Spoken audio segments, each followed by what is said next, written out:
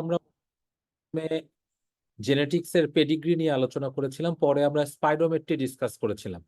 এবং জেনেটিক্স এর পেডিগ্রি পড়ানোর সময় আমরা ক্লাসটা অবশ্যই দেখবো, তাহলে আমাদের একটু ক্লিয়ার হবে। আমরা বিভিন্ন সিও একটু ডিসকাস করেছিলাম, একটা recessive pedigree, dominant pedigree, x link dominant pedigree, recessive pedigree, সবগুলো একটু ডিসকাস করেছিলাম। ওই আলোচনা করার সময় এটা এই পেডিগ্রির এই সিনারিওতে এটা আমরা পরে বলেছিলাম এটা এক্স লিঙ্ক রিসেসিভ পেডিগ্রির কথা আলোচনা করেছিলাম। টিপিক্যালি অটোজোমাল রিসেসিভ পেডিগ্রি এটা আমরা বলি নাই। কেন বলি নাই? এটার কারণ ছিল যে এক্স যদি অটোজোমাল রিসেসিভ হয়, একটা কথা জাস্ট আমরা বোঝার চেষ্টা করি। অটোজোমাল রিসেসিভ হলে আমাদের মায়ের দুটো ক্রোমোজোম আছে, বাবার দুটো ক্রোমোজোম আছে।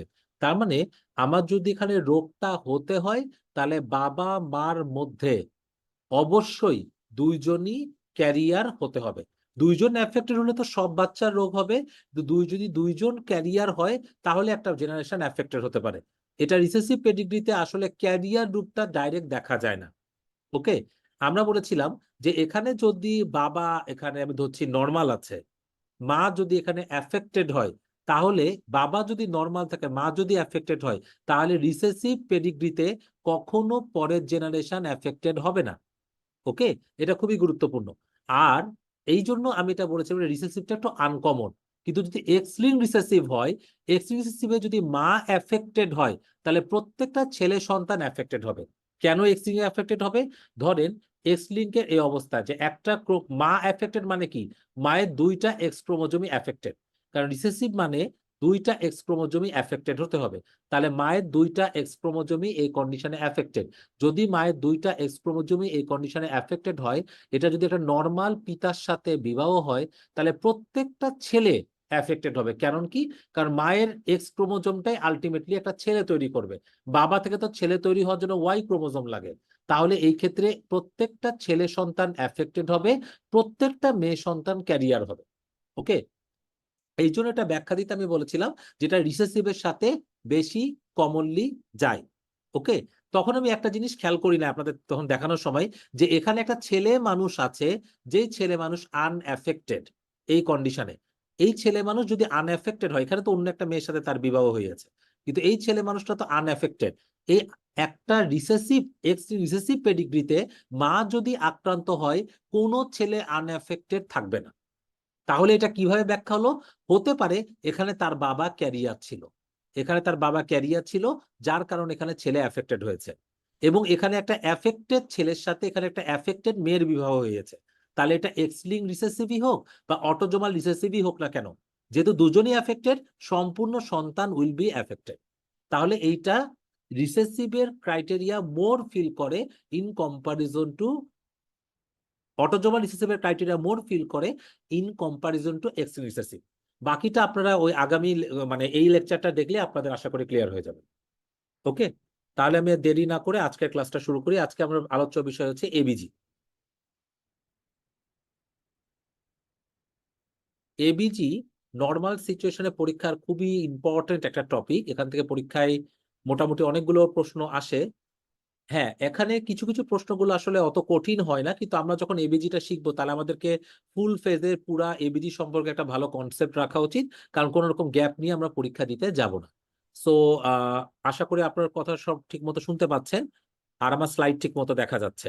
তাহলে এবিজি জিনিসটা কি? এটাকে আমরা নর্মালি বলি আর্টারিয়াল ব্লাড গ্যাস অ্যানালাইসিস।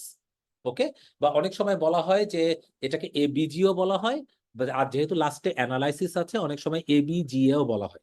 এখানে আমাদের কি হয়, বিভিন্ন আর্টারিয়াল গ্যাস যেমন অক্সিজেন, কার্বন ডাইঅক্সাইড, এগুলোকে ক্যালকুলেট করতে হয়। ঠিক আছে, এই ক্যালকুলেট করে আমরা কিছু ইমপ্রেশন পাই, যে ইমপ্রেশন গুলো আন্ডারলাইন কোন ডিজিজ আছে এই ডিজিজ গুলোকে নজর মানে দিতে আমাদেরকে হেল্প করে।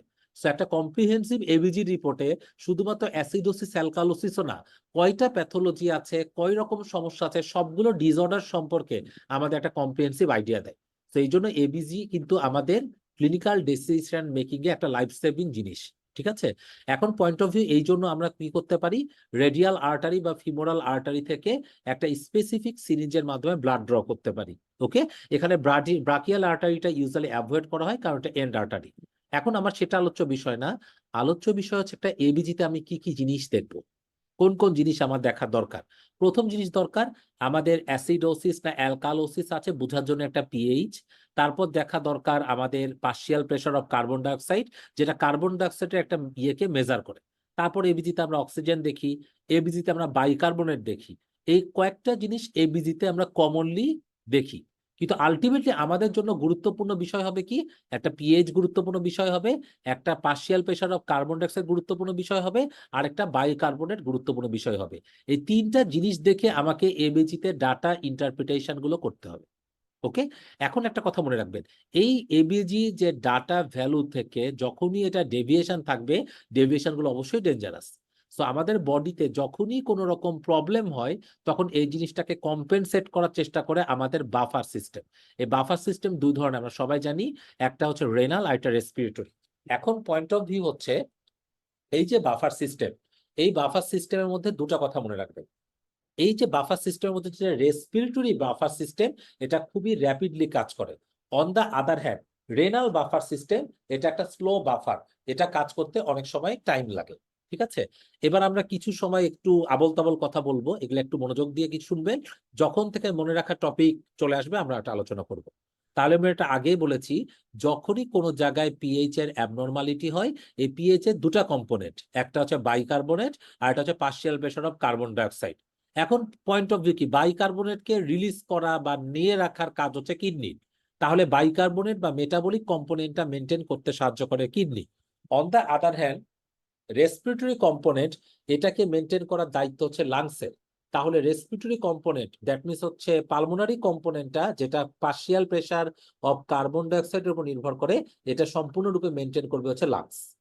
ঠিক আছে, তাহলে একটা কথা খুব ইম্পর্টেন্ট, যে মেটাবলিক কম্পোনেন্ট যেটা কিডনি, এটা কিন্তু কয়েকদিন সময় লাগে, ইউজুয়ালি 2 থেকে 3 দিন সময় লাগে এই জিনিসটাকে মেনটেন করতে। অন দা আদার হ্যান্ড, এটা যে পালমোনারি কম্পোনেন্ট, এটা উইদিন মিনিটের মধ্যে মেনটেন হয়।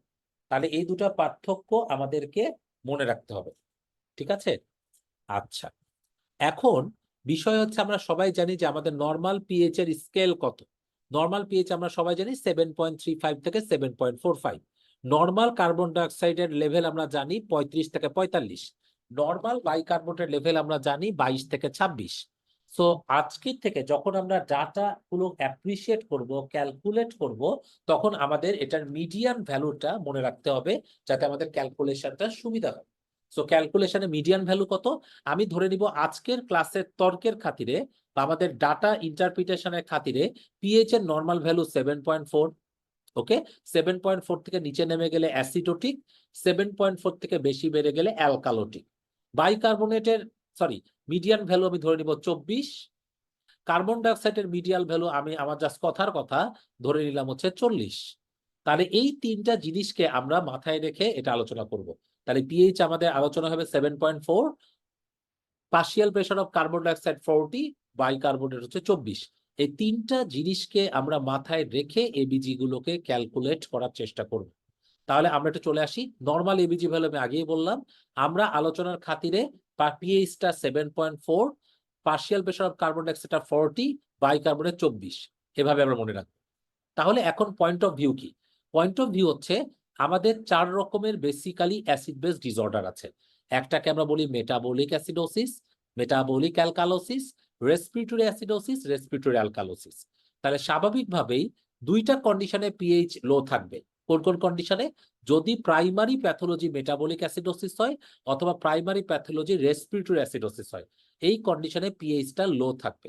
ওকে, আর যদি অ্যালকালোটিক কন্ডিশন হয়, সেটা মেটাবলিক হোক বা রেসপিরেটরি হোক, এই কন্ডিশন গুলোতে পিএইচটা ইনক্রিজ থাকবে। তাহলে দেখেন এখানে পিএইচ ইনক্রিজ, এই দুটো কন্ডিশনে পিএইচ ডিক্রিজড। একটা বিষয়।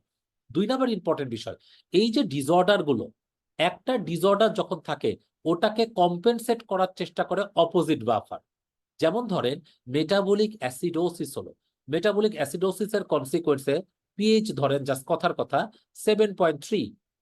আর যেহেতু এটা মেটাবলিক অ্যাসিডোসিস, অবশ্যই এখানে মেটাবলিক কম্পোনেন্ট অফ বাইকার্বনেট, যেটা একটা অ্যালকালি, এটাও কম থাকবে। তাহলে ধরেন এটা হলো জাস্ট কথার কথা 22। তাহলে এটাও অ্যাসিডোটিক, এটাও অ্যাসিডোটিক, এটা মেটাবলিক অ্যাসিডোসিস হতে পারে। তাহলে এর করেসপন্ডিং ক্ষেত্রে লাং চাইবে কি অ্যাসিড গুলোকে কন্ট্রোল করা। তাহলে এই কন্ট্রোল কিভাবে করতে পারবে? লাং যদি partial pressure of carbon dioxide, যেটা একটা অ্যাসিড, এটাকে যদি বডি থেকে বের করে দেয়, তাহলে সেই ক্ষেত্রে কি হবে?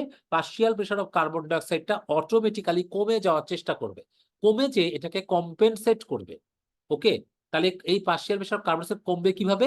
হাইপার ভেন্টিলেশনের মাধ্যমে, ইমিডিয়েট কথাবার্তা। এখন পয়েন্ট অফ ভিউ হচ্ছে এই কম্পেনসেশন অবশ্যই একটা নির্ধারিত লেভেল পর্যন্ত গ্রহণযোগ্য। নির্ধারিত লেভেলের চাইতে ওভার কম্পেনসেশন যদি হয়ে যায়, তখন কিন্তু একটা সেকেন্ডারি ডিসঅর্ডার মাথায় চলে আসবে। জাস্ট কথার কথা ধরেন, একটা মানুষের পিএইচ 7.3, বাইকার্বনেট অ্যাসিডোটিক ধরেন 20 আছে, এখানে কম্পেনসেট হয়ে partial pressure of carbon dioxide 40 থেকে নেমে জাস্ট কথার কথা 35 থাকার কথা। ওকে, 35 থাকার কথা। এখন পার্শিয়াল প্রেসার অফ কার্বন যদি 35 না থাকে, ধরেন থাকলো হচ্ছে 34, বা থাকলো হচ্ছে জাস্ট কথার কথা 36, আমার নির্ধারিত রেঞ্জের বা নির্ধারিত লেভেলের নিচে বা উপরে থাকে, তখন কিন্তু আমি এটার কম্পেনসেশন বলতে পারবো না। ধরেন এখানে নর্মাল কার্বন ডাইঅক্সাইড 40 থেকে নেমে 35-এ আসলো, তখন আমি কি বলবো? বলবো metabolic acidosis with respiratory compensation. কিন্তু এখানে যদি আমার কার্বন ডাইঅক্সাইড ডিজায়ার্ড কম্পেনসেশনের নিচে থাকে, তখন আমি বলে দিব it is a metabolic acidosis with respiratory alkalosis, কারণ আমার নির্ধারিত রেঞ্জের চাইতে কার্বন ডাইঅক্সাইড কমে গেছে। ঠিক আছে, এখন যদি ধরেন এটা পিএইচ 7.3, পার্শিয়াল প্রেসার অফ কি বলে হচ্ছে বাইকার্বনেট 20, মানে মেটাবলিক অ্যাসিডোসিস, কিন্তু মানে কার্বন ডাইঅক্সাইড এটা 35 হওয়ার কথা ছিল, এটা ধরেন আছে 36 বা 37, তাহলে আমি এটা বলবো metabolic acidosis with respiratory acidosis. তাহলে কম্পেনসেশনটা খুবই গুরুত্বপূর্ণ। কতটুকু কম্পেনসেশন হচ্ছে, কম্পেনসেশনটা পুরো কম্পেনসেট করছে কিনা, এর চেয়ে ওভার কম্পেনসেশন হচ্ছে কিনা। তাহলে ওভার কম্পেনসেশন হলেই আমার অন্য ডিসঅর্ডারের কথা মাথায় রেখে চলে আসতে হবে। ওকে, তেমনি আরেকটা ইম্পর্টেন্ট পয়েন্ট অফ ভিউ হচ্ছে, একটা পেশেন্ট পিএইচ অনেক বেশি, যেমন ধরেন 7 জাস্ট কথার কথা 6, তাহলে এটা অ্যালকালোটিক পিএইচ। এর মধ্যে আমি বাইকার্বনেট দেখলাম জাস্ট কথার কথা নর্মালি 24 থাকার কথা, এটা আছে 40, তাহলে পিএইচ অ্যালকালোটিক, বাইকার্বনেট অ্যালকালোটিক, তাহলে এটা হতে পারে মেটাবলিক অ্যালকালোসিস। এরপর আমি তখন চেক করে দেখবো পার্শিয়াল প্রেসার অফ কার্বন ডাইঅক্সাইডটা কি অবস্থা। এখানে বডি করবে কি, কার্বন ডাইঅক্সাইডকে রিটেন করার চেষ্টা করবে, কারণ এখানে যেহেতু অ্যালকালি রিটেন হয়েছে, অ্যাসিডকে রিটেন করে দুটাকে কম্বিনেশন একটা নিউট্রালাইজেশনের চেষ্টা করবে। তাহলে যখনই ধরেন এখানে কোনো কারণে কার্বন ডাইঅক্সাইড রিটেন হচ্ছে, রিটেন হয়ে ধরেন কার্বন ডাইঅক্সাইড নর্মাল লেভেল কত 40, এই নর্মাল লেভেল থেকে যোগ হয়ে জাস্ট কথার কথা হলো 55। ওকে, 55। এখন পয়েন্ট অফ ভিউ, এই যে 55 হয়েছে 40 থেকে, এটা অ্যাডিকুয়েট কম্পেনসেশন হয়েছে কিনা। যদি অ্যাডিকুয়েট কম্পেনসেশন হয়, তাহলে আমি এটা বলবো metabolic alkalosis with respiratory compensation. যদি অ্যাডিকুয়েট কম্পেনসেশন না হয়, তাহলে কম্পেনসেশন ওভার হয়েছে না আন্ডার হয়েছে, এটার উপর বেসিস করে আমি আরেকটা ডিসঅর্ডার আছে কিনা খোঁজ করার চেষ্টা করব। ওকে, এই কথাটা অ্যালকালোসিস আর অ্যাসিডোসিস কিন্তু খুব ইম্পর্টেন্ট। এখন আমার কথা হচ্ছে, এই অ্যাসিডোসিস আর অ্যালকালোসিস এটা কিন্তু রেসপিরেটরি কম্পেনসেশন হয়। কোন অ্যাসিডোসিস অ্যালকালোসিস? মেটাবলিক অ্যাসিডোসিস এবং অ্যালকালোসিস। যেহেতু এটা রেসপিরেটরি কম্পেনসেশন হয়, এই জিনিসটা যেহেতু এটা রেসপিরেটরি কম্পেনসেশন হয়, তাহলে একটা কথা আমাদের অলওয়েজ মনে রাখতে হবে, এই কম্পেনসেশনটা immediate, immediate compensation. On the other hand, respiratory যদি কোনো প্যাথোলজি থাকে, রেসপিরেটরি অ্যাসিডোসিস বলেন বা অ্যালকালোসিস বলেন, এইটার কম্পেনসেশন হয় কিডনির মাধ্যমে। সো এইটার কিন্তু দুই রকম ইফেক্ট পাওয়া যেতে পারে। অনেক সময় অ্যাকিউট কিছু কারেকশন হতে পারে, আবার ক্রনিক কারেকশনও হতে পারে। বাট এটার মেন কথা হচ্ছে এই কম্পেনসেশনটা কিন্তু অনেক সময় লাগে, এটা একটু ডিলেড কম্পেনসেশন। ঠিক আছে, তাহলে এই কথাগুলো আমাদেরকে একটু মনে রাখতে হবে।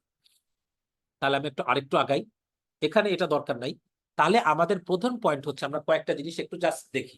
রেসপিরেটরি অ্যাসিডোসিস, রেসপিরেটরি অ্যাসিডোসিস মানে কি? এখানে কার্বন ডাইঅক্সাইড বডির মধ্যে অনেক বেশি, কারণ রেসপিরেটরি অ্যাসিড মানে কি কার্বন ডাইঅক্সাইড, তাহলে কার্বন ডাইঅক্সাইড বেশি। কখন কার্বন ডাইঅক্সাইড বেশি হবে? কখন বেশি হবে? যখন আমার বডির মধ্যে কোনো কারণে রেসপিরেটরি কাজ করবে না। কাজ কেন করতে পারে না? ধরেন কোনো পেশেন্টের সিওপিডি আছে, নিউমোনিয়া আছে, এআরডিএস আছে, পালমোনারি এম্বোলিজম আছে, হার্ট ফেলিওরের কারণে পালমোনারি ইডিমা আছে, ঠিক আছে, বা respiratory depression due to anaesthesia বা অন্য কোনো ড্রাগের জন্য। তাহলে এই প্রত্যেকটা কন্ডিশনে রেসপিরেটরি কাজ করছে না, মানে কার্বন ডাইঅক্সাইড যেতে পারছে না। যেতে না পেলে তাহলে কি হবে? Respiratory acidosis. এই কম্পেনসেশন কে করবে? এই কম্পেনসেশন করবে কিডনিতে। কিডনিতে বাইকার্বনেটটা তখন কি করবে? রিটেন করার মাধ্যমে এই জিনিসটাকে সলভ করার চেষ্টা করবে। তাহলে আমি এটা সলভ করার চেষ্টা করবে কিভাবে, পরে আলোচনা হবে। জাস্ট এটুকু বোঝানোর চেষ্টা করছি, যখন কোনো কারণে লাং কাজ করতে পারবে না due to pneumonia, COPD, ARDS, যেটাই হোক না কেন, এই প্রত্যেকটা কন্ডিশনে ইট উইল পেশেন্টে ডেভেলপ করবে রেসপিরেটরি অ্যাসিডোসিস। এটা একদম আমাদেরকে মনে রাখতে হবে। ওকে, একটা ইস্যু।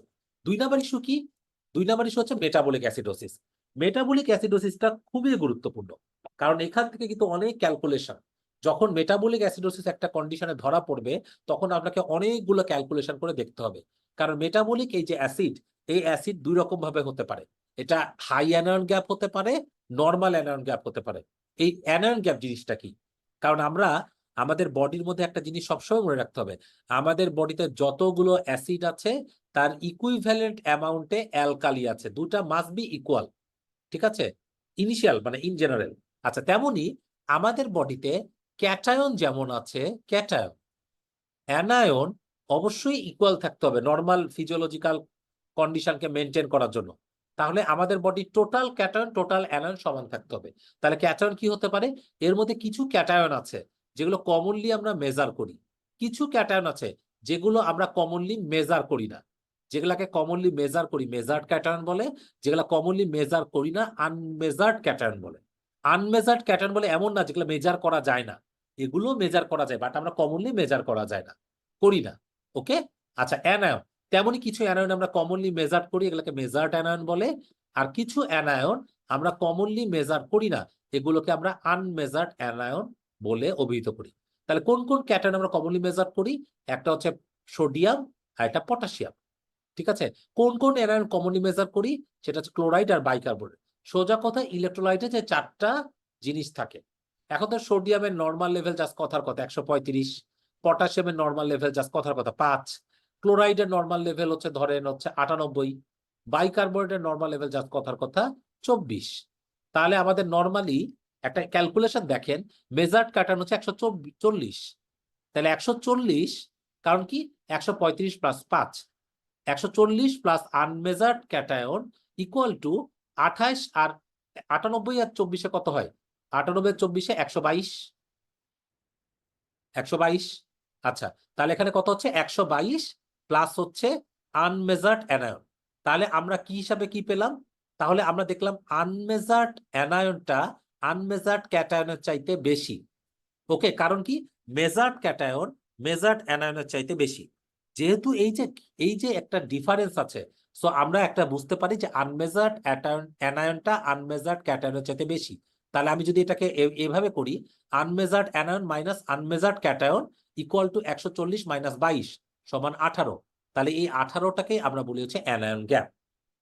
ওকে, নর্মালি অ্যানায়ন গ্যাপ থাকে 8 থেকে 16, ইউজার 8 থেকে 16। এখন ধরেন এই যে অ্যানায়ন গ্যাপ, এই অ্যানায়ন গ্যাপ আমাদের বডিতে নর্মাল থাকতে পারে, নর্মাল থেকেও অ্যাসিডোসিস হতে পারে, আবার এই অ্যানায়ন গ্যাপটা বেশি থেকেও অ্যাসিডোসিস ডেভেলপ করতে পারে। আর নর্মাল থেকে কখন অ্যাসিডোসিস হবে? কারণ এখানে দেখেন যে এই যে মেজার্ড অ্যানায়নের মধ্যে ক্লোরাইড একটা অ্যানায়ন, কারণ বাইকার্বনেট তো আসলে মানে ক্লোরাইড একটা অ্যাসিড, কারণ বাইকার্বনেট তো কি আসলে অ্যালকালি, যদিও এটা অ্যানায়ন বাট এটা অ্যালকালি। তাহলে আমাদের বডিতে acidotic condition but anion gap normal, তার মানে কি ক্লোরাইড বেড়ে গেছে, তাই কিনা? আমরা কি বুঝতে পারছি ব্যাপারটা?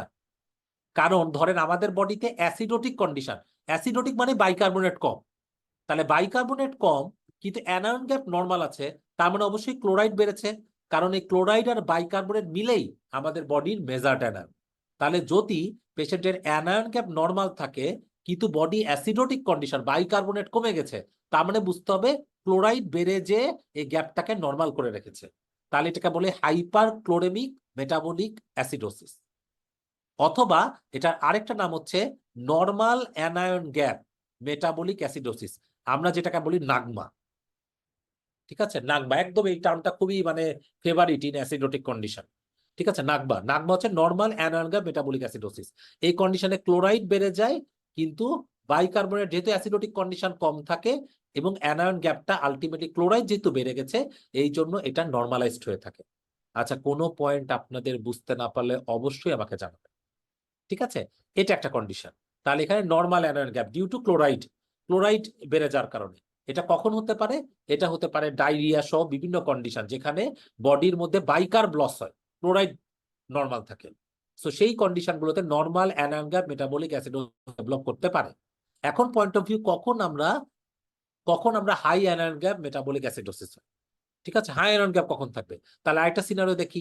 একটা পেশেন্টের সোডিয়াম ধরেন জাস্ট কথার কথা 138, পটাশিয়াম ধরেন 4 আছে, ক্লোরাইড ধরেন 86 আছে, ঠিক আছে, বাইকার্বনেট এই মানুষের ধরেন কত আছে, 14 আছে।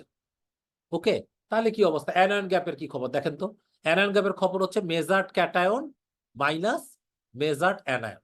তাহলে কি হচ্ছে এখানে দেখেন 140 মাইনাস 100, তাহলে কত হচ্ছে? 40।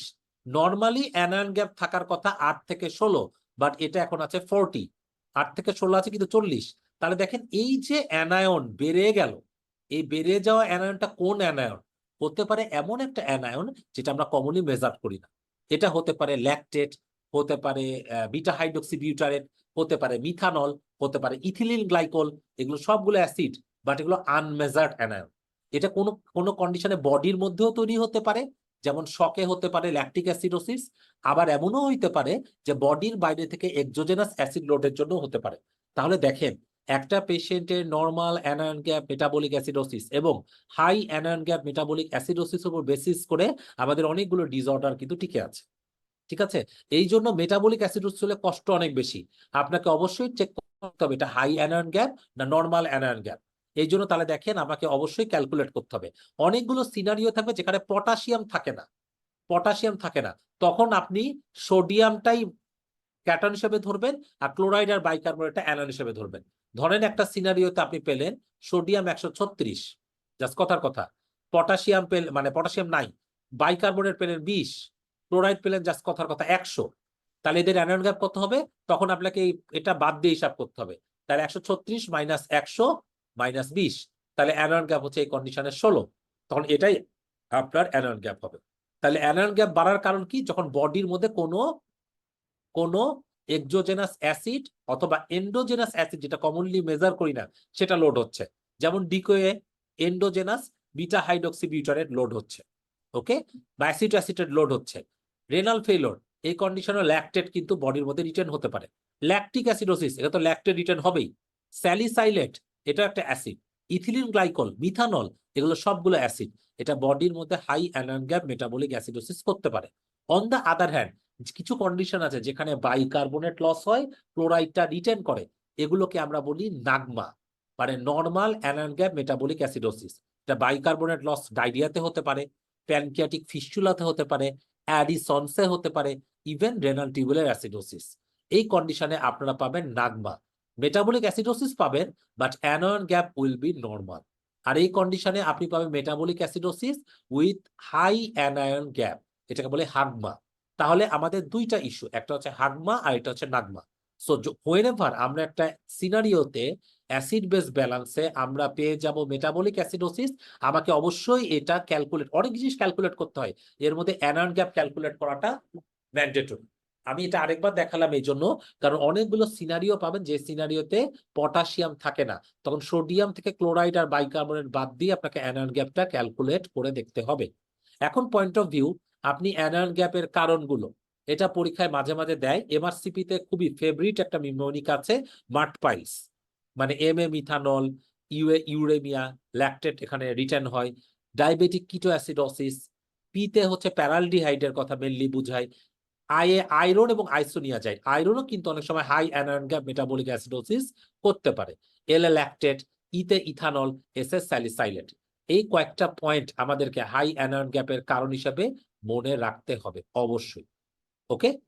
এখন আরেকটা পয়েন্ট অফ ভিউ আসি, রেসপিরেটরি অ্যালকালোসিস। যখনই আমরা রেসপিরেটরি অ্যালকালোসিস নিয়ে কাজ করব, তার মানে কি এখানে রেসপিরেশনটা ওভার অ্যাক্টিভিটি, লাংটা খুবই দ্রুত গতিতে কাজ করছে। তাহলে যখনই লাংটা দ্রুত গতিতে কাজ করবে, কোনো একটা কন্ডিশন লাংটা খুবই দ্রুত গতিতে কাজ করছে, তখন আপনাকে মাথায় রাখতে হবে যে, সরি, লাংটা যখন দ্রুত গতিতে কাজ করছে তখন আপনাকে মাথায় রাখতে হবে এক্সেস রেসপিরেটরি অ্যাক্টিভিটি বডির মধ্যে থেকে অ্যাসিডকে কিন্তু সুন্দর করে বের করে দিতে পারে। তো এটাকে আমরা বলি রেসপিরেটরি অ্যালকালোসিস। ঠিক আছে, তার মানে কি লাংসটা এই কন্ডিশনে খুবই হাইপার ভেন্টিলেটিং।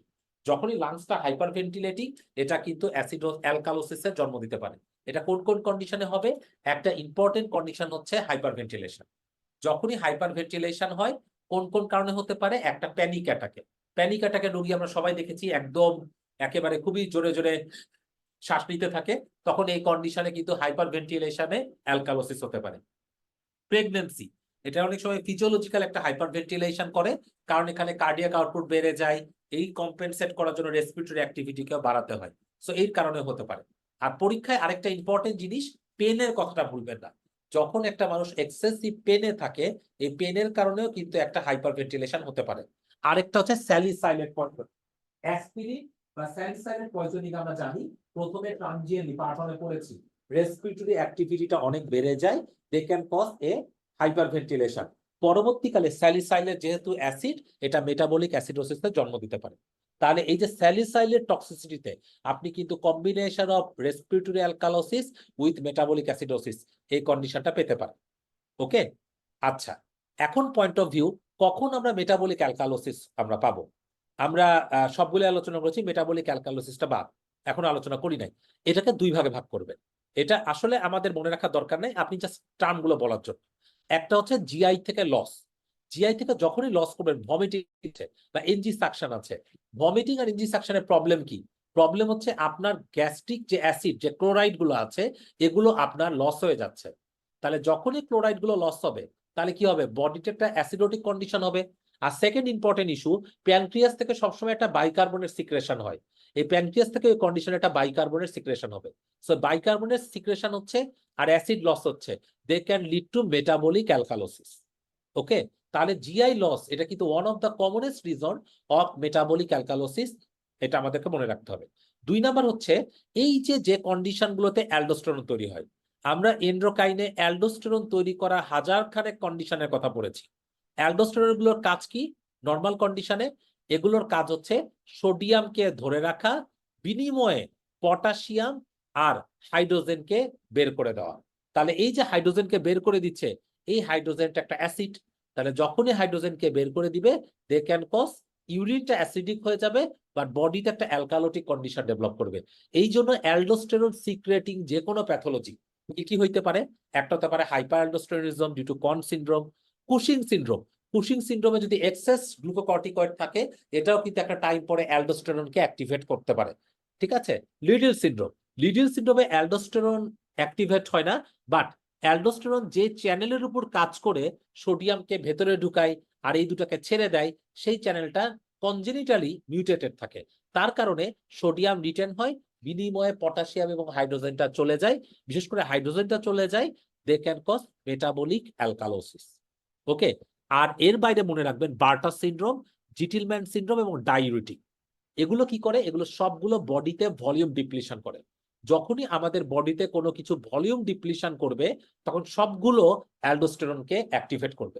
ওকে, যখন একটা পেশেন্টকে আপনি প্যাথোলজিক্যালি ডায়ুরেটিক দিচ্ছেন, বা ধরেন ফিজিওলজিক্যালি যে ডায়ুরেটিক দিচ্ছেন সেটা আলাদা কথা, বা বার্টার সিনড্রোম বা জিটিলম্যান সিনড্রোম, যেখানে ডায়ুরেটিক যে চ্যানেলের উপর কাজ করবে সেই চ্যানেলটা আগে থেকে মিউটেটেড, তার কারণে ওয়াটার ইলেক্ট্রোলাইট চলে যাচ্ছে। তাহলে যখনই বার্টার সিনড্রোম, জিটিলম্যান সিনড্রোম বা ডায়ুরেটিকের জন্য বডিতে ভলিউম ওয়াস্টিং হবে, চলে যাবে, তখন আমাদের বডিতে অ্যালডোস্টেরন চলে আসবে। অ্যালডোস্টেরন এসে ওই একই গরুর রচনা, সোডিয়ামকে ধরে রাখার চেষ্টা করবে, বিনিময়ে পটাশিয়াম এবং হাইড্রোজেনকে ছেড়ে দিবে। They can lead to metabolic alkalosis. এই জন্য ডায়ুরেটিক ইউজেও পেশেন্টের কিন্তু হাইপোক্যালিমিয়া থাকতে পারে, সাথে মেটাবলিক অ্যালকালোসিস। তাহলে এই কথাটা আমাদেরকে মনে রাখতে হবে, ডায়ুরেটিক অ্যাবিউজে বা ডায়ুরেটিক ট্রিটমেন্টে, ঠিক আছে, পেশেন্টের মেটাবলিক অ্যালকালোসিস ডেভেলপ করতে পারে। এই এক্সাম্পল গুলো মনে রাখার খুবই দরকার যখন আমরা একটা কম্প্রিহেন্সিভ অ্যাসিড বেস ডিসঅর্ডারকে ডিসকাস করার চেষ্টা করব। আমাদের প্রত্যেকটা সেগমেন্টকে এলাবোরেটলি আলোচনা করতে হবে যে এই ঘটনাটা কেন ঘটছে। তাহলে আমি কারণ যদি না জানি, তখন কিন্তু আমি ব্যাখ্যা করতে পারবো না। ওকে, খুবই ইম্পর্টেন্ট। যেমন জাস্ট কথার কথা, একটা জাস্ট সিম্পল এক্সাম্পল দিই। একটা রোগী ডায়াবেটিস আছে, ডায়াবেটিসের সাথে ধরেন সিকেডি আছে, আপনি অ্যাসিড বেস স্ট্যাটাস পেলেন, মেটাবলিক অ্যাসিডোসিসও আছে, মেটাবলিক অ্যালকালোসিসও আছে, কিভাবে ব্যাখ্যা করবে? আপনার তখন ব্যাখ্যাটা এইভাবে দাঁড় করাতে হবে, হয়তো তার ডায়াবেটিস আছে, ডায়াবেটিস থেকে ডিকে হয়েছে, অথবা ডায়াবেটিস থেকে তার কিডনিতে অবস্থা 12টা বেজেছে, তার কারণে তার অ্যাসিড রিটার্ন হচ্ছে, কজিং মেটাবলিক অ্যাসিডোসিস, এবং ব্যাকগ্রাউন্ডে পাচ্ছেন হাই আয়রন গ্যাপ। কথাটা আবার বলি, একটা পেশেন্ট ডায়াবেটিস উইথ সিকেডি আপনার কাছে নিয়ে আসছে, আপনি তার অ্যাসিড বেস অ্যানালাইসিস করে দেখলেন তার মেটাবলিক অ্যাসিডোসিসও আছে, অ্যালকালোসিসও আছে। অ্যাসিডোসিস আরো ভালো করে চেক করে দেখলেন high iron gap metabolic acidosis, সাথে মেটাবলিক অ্যালকালোসিস। কিভাবে ক্যালকুলেশন হবে সেটা পরে আসতেছি। তাহলে এটা পেলেন, কিভাবে ব্যাখ্যা করবেন? ব্যাখ্যা করার চেষ্টা করবেন তার ডায়াবেটিস ছিল, ডায়াবেটিসের কারণে তার সিকেডি হয়েছে, সিকেডির কারণে তার অ্যাসিড রিটার্ন হচ্ছে, ঠিক আছে, এইটার জন্য তার মেটাবলিক অ্যাসিডোসিস। এক, তাহলে অ্যালকালোসিস কেন হতে পারে? সে সিকেডি তার ডায়ুরেটিক নেয়, কোনো কারণে ডায়ুরেটিক নিচ্ছে, এই ডায়ুরেটিকের জন্য তার কোন কারেন্ট মেটাবলিক অ্যালকালোসিসও আছে। সো এইভাবে আপনাকে প্রত্যেকটা সেগমেন্ট ব্যাখ্যা করতে হবে। সো এই ব্যাখ্যাটা করার জন্য আমাকে অ্যাসিড বেস ব্যালেন্স সম্পর্কে বা এবিজি সম্পর্কে জানার উপকারিতা। তাহলে আমরা কয়েকটা common cause of metabolic alkalosis, এটা কি, যদি লস অফ অ্যাসিড থাকে, অথবা বডির মধ্যে কোনো কারণে যদি আমরা অ্যালকালি ইনটেক করি, ঠিক আছে, অ্যালকালি মানে অ্যান্টাসিড নিচ্ছি, খুবই কমন একটা অ্যালকালি, এটার কারণে কিন্তু মেটাবলিক অ্যালকালোসিস ডেভেলপ করতে পারে। আর কন্ট্রাকশন অ্যালকালোসিস মানে কি, ধরেন ডায়ুরিটিক আর hypovolaemia causing the release of aldosterone, তাহলে যখনই অ্যালডোস্টেরন চলে আসবে তখন they can lead to alkalosis. তাহলে ডায়ুরিটিক হাইপোভলিমিয়ার কারণে অ্যালডোস্টেরনের জন্য যে অ্যালকালোসিস হয়, এটাকে সামটাইমস কল কন্ট্রাকশন অ্যালকালোসিস। এটা থেকে নেওয়া, এখানে সবগুলো সেগমেন্টকে একসাথে ইনক্লুড করা হয়েছে। তো যাই হোক, আমরা এটা একটু আলোচনা করে ফেলেছি, আমরা এখন মেজর টপিকে চলে আসবো। ঠিক আছে, অনেক আমরা এদিক ওদিক ঘুরলাম, এখন আস্তে আস্তে আমরা একটু মেজর টপিকের মধ্যে ঢুকি। তাহলে মেজর টপিকের পার্ট কি? আমাদের 4টা পার্ট, একটা metabolic acidosis, metabolic alkalosis, respiratory acidosis, respiratory alkalosis. আমাদের পয়েন্ট অফ ভিউ হচ্ছে, আমরা যখন এই জিনিসটাকে ক্যালকুলেট করব, ক্যালকুলেট করার আমাদের কিছু স্টেপ আছে, এই স্টেপ গুলোকে আমাদেরকে মনে রাখতে হবে। খুবই ফ্যান্টাস্টিক কয়েকটা স্টেপ আছে, যদি স্টেপ গুলোকে আমরা খেয়াল রাখি তাহলে আমাদের জন্য খুবই গুরুত্বপূর্ণ।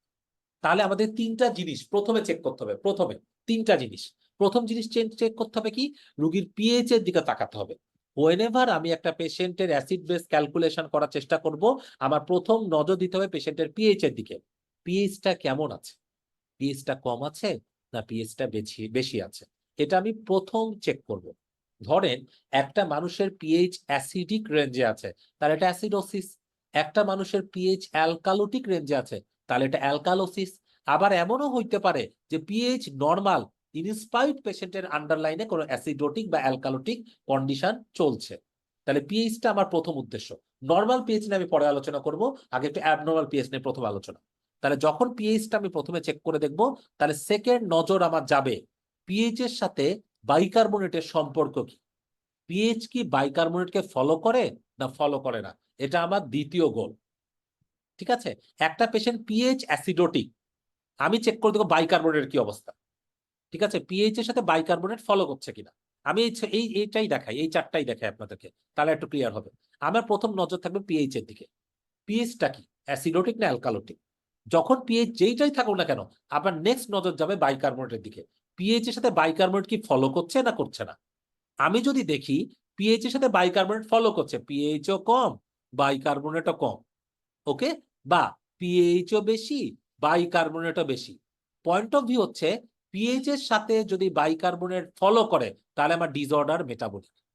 ওকে, কারণ একটা কথা বলি, একটা রোগীর পিএইচ অ্যাসিডোটিক রেঞ্জে, এটা তো মেটাবলিক অ্যাসিডোসিস হতে পারে, আবার এটা তো রেসপিরেটরি অ্যাসিডোসিস তো হতে পারে, আপনি তো জানেন না, আপনি তো বুঝতে পারছেন না। সো আপনি অলওয়েজ চেক করবেন প্রাইমারি প্যাথোলজি বা প্রথম প্যাথোলজিটাকে বোঝার জন্য পিএইচ কি বাইকার্বনেটকে ফলো করছে কি করছে না। যদি পিএইচ পেশেন্টের কম থাকে, বাইকার্বনেটও কম কিনা, যদি পিএইচ কম বাইকার্বনেট কম, তাহলে এটা মেটাবলিক ডিসঅর্ডার।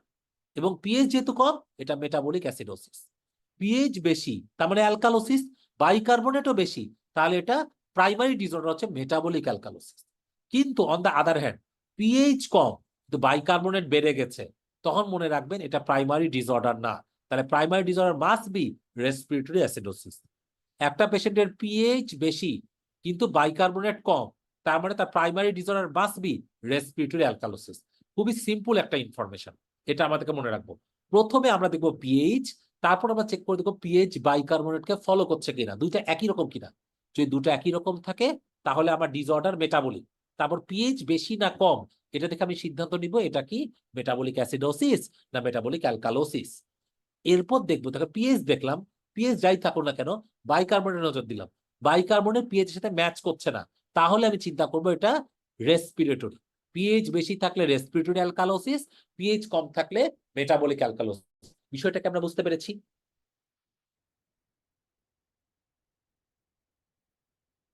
এটা কি আমরা বুঝেছি?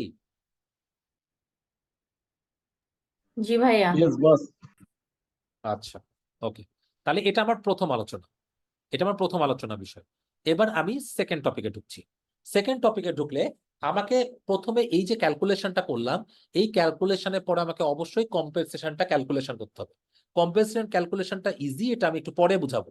ঠিক আছে, এখন কয়েকটা কথা হচ্ছে, যখন আমি একটা পেশেন্টের অ্যাসিড বেস ডিসঅর্ডার দেখব, এই ডিসঅর্ডার অনেক সময় সিম্পল হতে পারে, অনেক সময় অনেক কমপ্লিকেটেডও হতে পারে।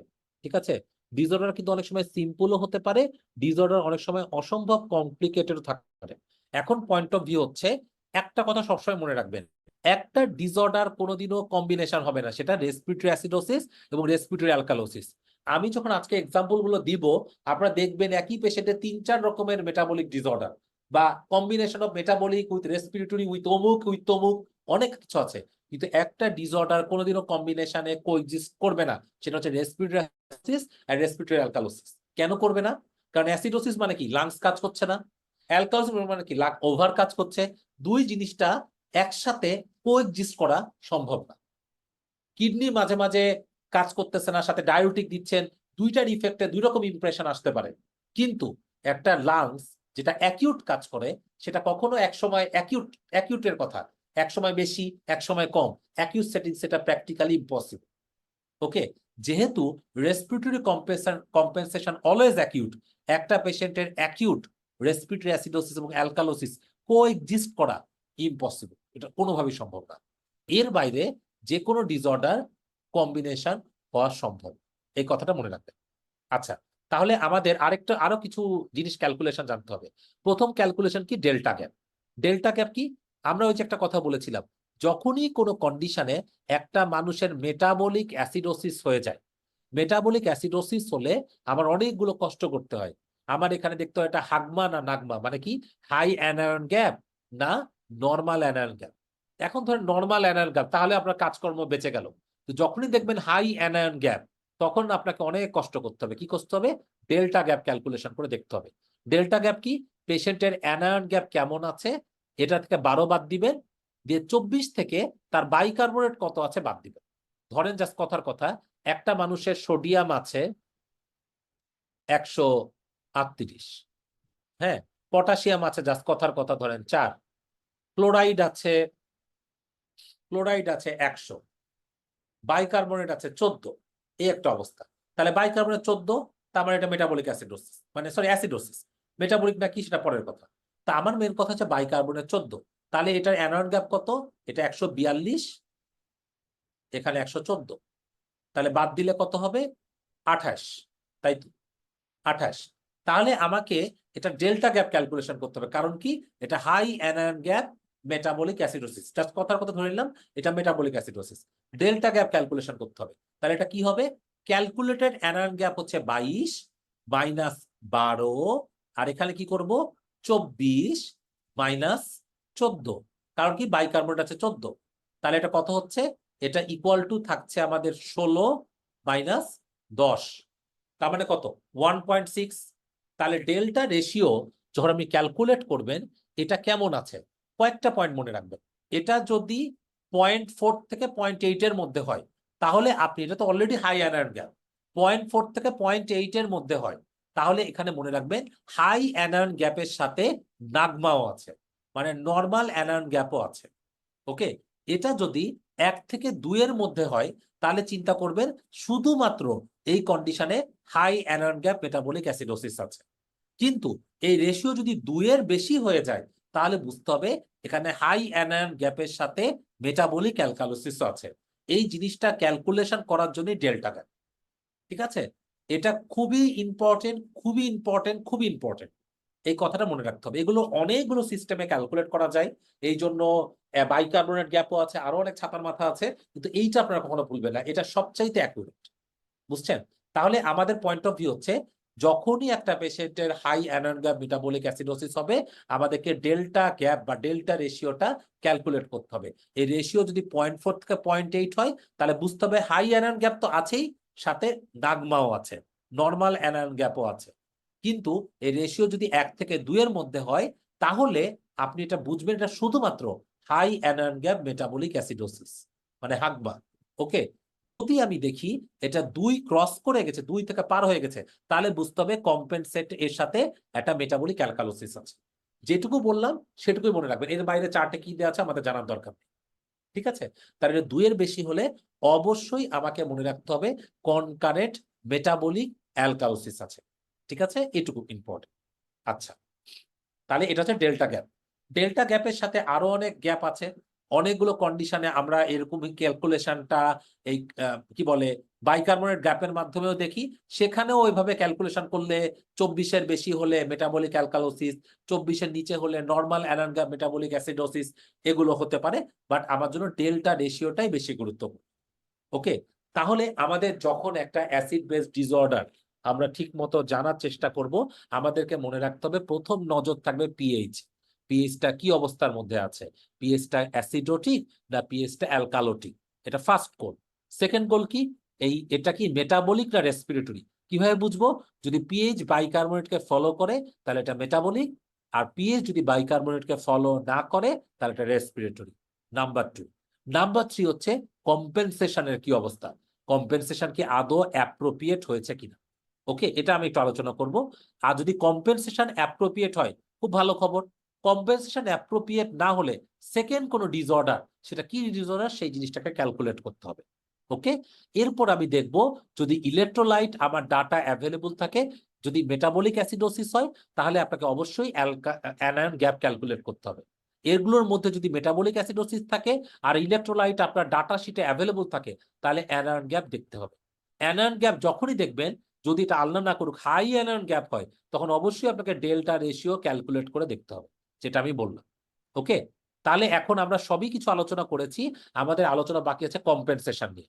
তাহলে একটু কম্পেনসেশন নিয়ে একটু আলোচনা করি, তারপরে আমি এখানে আসবো। আচ্ছা, কম্পেনসেশন নিয়ে একটু বোঝার চেষ্টা করি। কম্পেনসেশন জিনিসটা কি, একটু ব্যাকে আসবো আমরা। এই যে কম্পেনসেশন জিনিসটা কি, কম্পেনসেশন হচ্ছে যে আমার ডিজায়ার্ড কম্পেনসেশনটা মেনটেন হয়েছে কিনা। যেমন ধরেন একটা পেশেন্টের পিএইচ হচ্ছে 7.2, বাইকার্বনেট আছে জাস্ট কথার কথা 20, কার্বন ডাইঅক্সাইড জাস্ট কথার কথা আছে একটা আলোচনা এমনি বললাম 30, এরকম একটা অবস্থার মধ্যে আছে। তাহলে দেখেন বাইকার্বনেট 20, কার্বন ডাইঅক্সাইড 30, আমার দেখেন পিএইচ অ্যাসিডোটিক, বাইকার্বনেটও ডিক্রিজড। ভুলে যান, বাকি কথা ভুলে যান। তাহলে এখানে পিএইচও কম, বাইকার্বনেটও কম। তার মানে কি, এটা পিএইচ বাইকার্বনেটকে ফলো করছে, অন্য কিকে ফলো করছে আমার জানার বিষয় না, বাইকার্বনেটকে ফলো করছে। তাহলে যখনই পিএইচ বাইকার্বনেটকে ফলো করছে, this is metabolic acidosis, this is metabolic acidosis. তাহলে যখনই মেটাবলিক অ্যাসিডোসিস আমরা বুঝে যাব কোনো একটা কন্ডিশনে, তাহলে কারণ কি পিএইচটা বাইকার্বনেটকে ফলো করছে, তখন আমার নেক্সট নজর কি থাকবে, নেক্সট নজর থাকবে কার্বন ডাইঅক্সাইডের দিকে। এটা কত হওয়া উচিত, কম্পেনসেশন কেমন হওয়া উচিত। এই কম্পেনসেশনের অনেকগুলো ভুয়া ফর্মুলা আছে, আমি অরিজিনাল ফর্মুলাগুলো বলে দিই, পরে ভুয়া ফর্মুলাগুলো শিখাই দিই। অরিজিনাল ফর্মুলা হচ্ছে যে আপনি ডিজার্ট, কারণ এখানে তো আমার এটা অ্যাসিডোটিক উইথ বাইকার্বনেট অ্যাসিডোটিক, মানে এটা মেটাবলিক অ্যাসিডোসিস। তাহলে এখানে কার্বন ডাইঅক্সাইড কম্পেনসেট কতটুকু হবে, এটার ক্যালকুলেশন হচ্ছে 1.5 ইন্টু যেই বাইকার্বনেটটা আছে, মানে কত, বাইকার্বনেট 20, ঠিক আছে, প্লাস -8, সরি +8 +-2, এটা হচ্ছে আমার ফর্মুলা।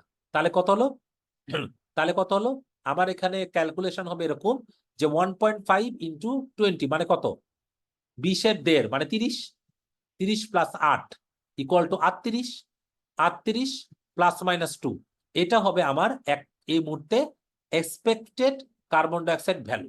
তাহলে আমার এক্সপেক্টেড কত হবে, 38 +-2। তাহলে +-2 মানে কি, নিচে হবে 36, উপরে হবে 40, তাহলে আমার এক্সপেক্টেড কার্বন ডাইঅক্সাইড এই কন্ডিশন হবে 36 থেকে 40। ধরেন এই কন্ডিশনে যদি কার্বন ডাইঅক্সাইড 38 থাকতো, তাহলে আমি আমার ডায়াগনোসিস বলতাম metabolic acidosis with with respiratory compensation. এখানে দেখেন এটা আরো নিচে নেমে গেছে, তাহলে এটা বলতে হবে metabolic acidosis with respiratory acidosis, কারণ আমার কার্বন ডাইঅক্সাইডটা ডিজায়ার্ড লেভেলের চাইতেও নিচে। ওকে, সরি, রেসপিরেটরি অ্যাসিডোসিস বলছি, রেসপিরেটরি অ্যালকালোসিস, তার মানে ডিজায়ার্ড লেভেলের চাইতেও নিচে। ঠিক আছে, এইভাবে আমি ক্যালকুলেশন গুলো করবো। মেন কথা হচ্ছে এটা। তাহলে এটা মিক্সড ডিসঅর্ডার হলো। তাহলে প্রথম কথা হচ্ছে যখনই যখনই আমি অ্যাসিডোসিস পেলাম, আমি দেখবো বাইকার্বনেটটা ফলো করে কিনা। বাইকার্বনেট যদি ফলো করে ডিক্রিজ থাকে, তাহলে মেটাবলিক অ্যাসিডোসিস। তখন আপনি কার্বন ডাইঅক্সাইডটা ক্যালকুলেশন করবেন। ক্যালকুলেশনের সোজা উপায় কি? সোজা উপায় 1.5 plus by 1.5 into bicarbonate plus 8 plus -2 দিয়ে আমি রেঞ্জের ইয়েটা পেয়ে গেলাম। ওকে, তেমনি একটা পেশেন্ট মেটাবলিক অ্যালকালোসিস, আমি বাইকার্বনেটও বেশি, তার মানে কি অ্যালকালোসিস আছে, বাইকার্বনেটও বেশি, মানে দুটাই বেশি, তাহলে এটা মেটাবলিক অ্যালকালোসিস। কারণ কি মেটাবলিকে পিএইচ বাইকার্বনেটকে ফলো করবে, বা বাইকার্বনেট পিএইচ কে ফলো করবে। তাহলে এই কন্ডিশনে আমার অ্যাকচুয়াল কার্বন ডাইঅক্সাইডের কিভাবে ক্যালকুলেশন করবেন?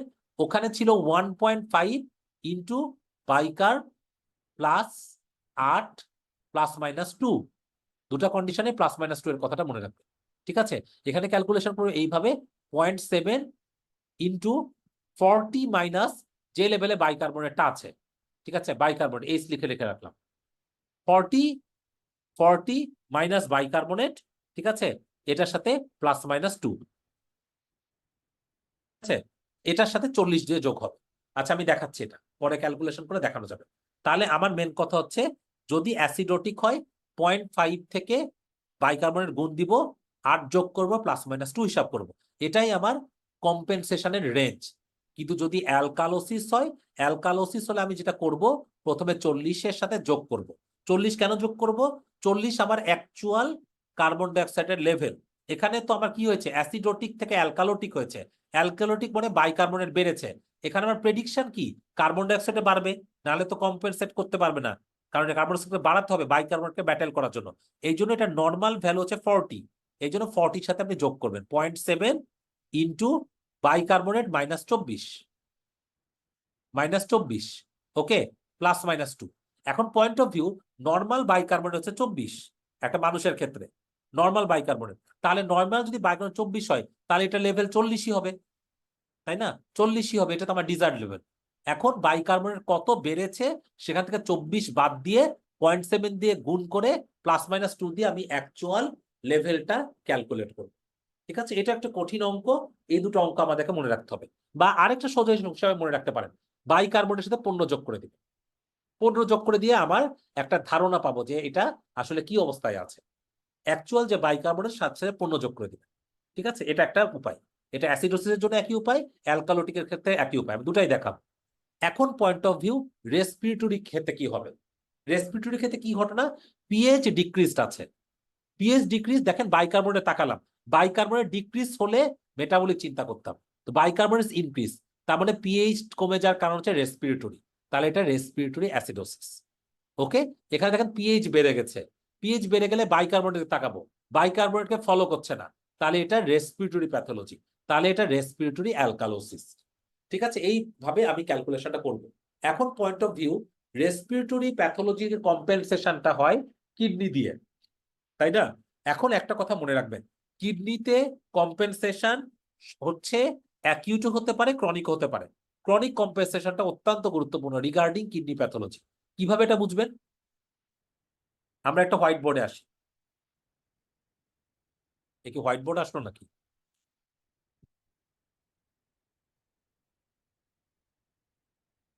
আমরা কি হোয়াইট বোর্ড দেখতে পাচ্ছি?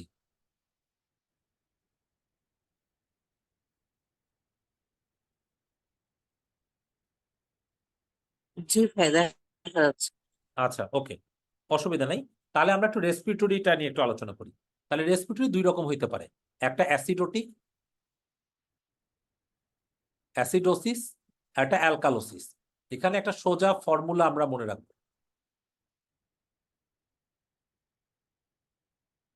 ঠিক আছে, কি সোজা ফর্মুলা মনে রাখবো?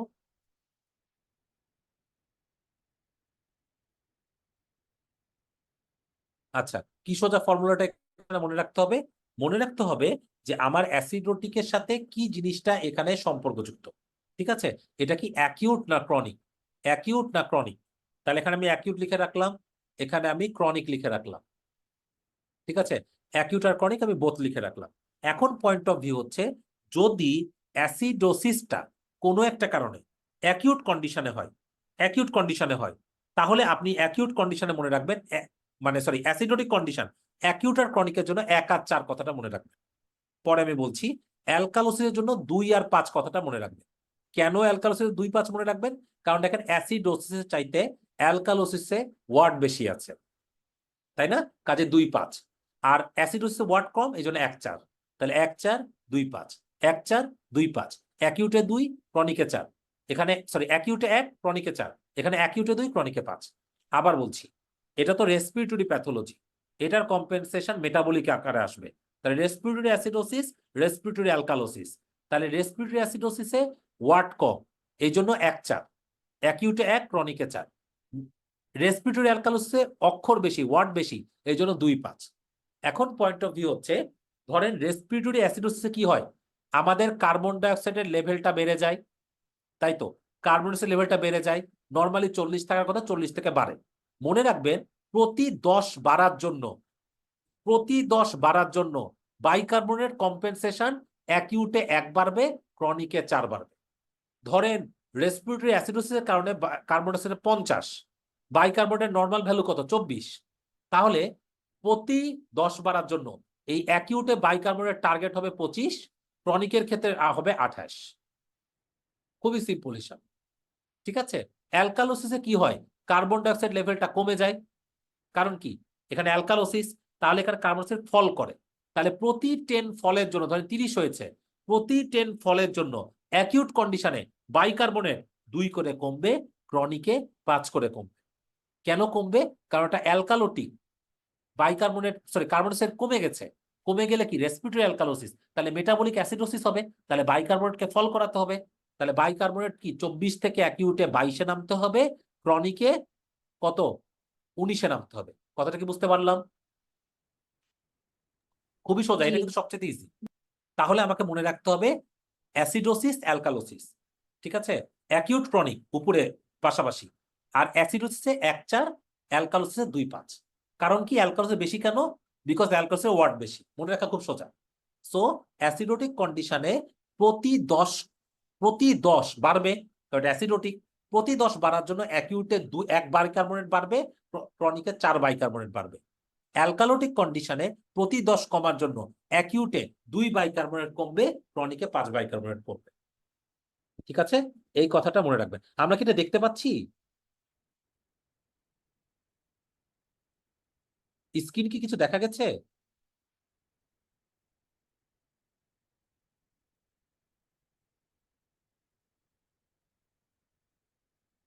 ওকে, থ্যাংক ইউ। আচ্ছা, ঠিক আছে।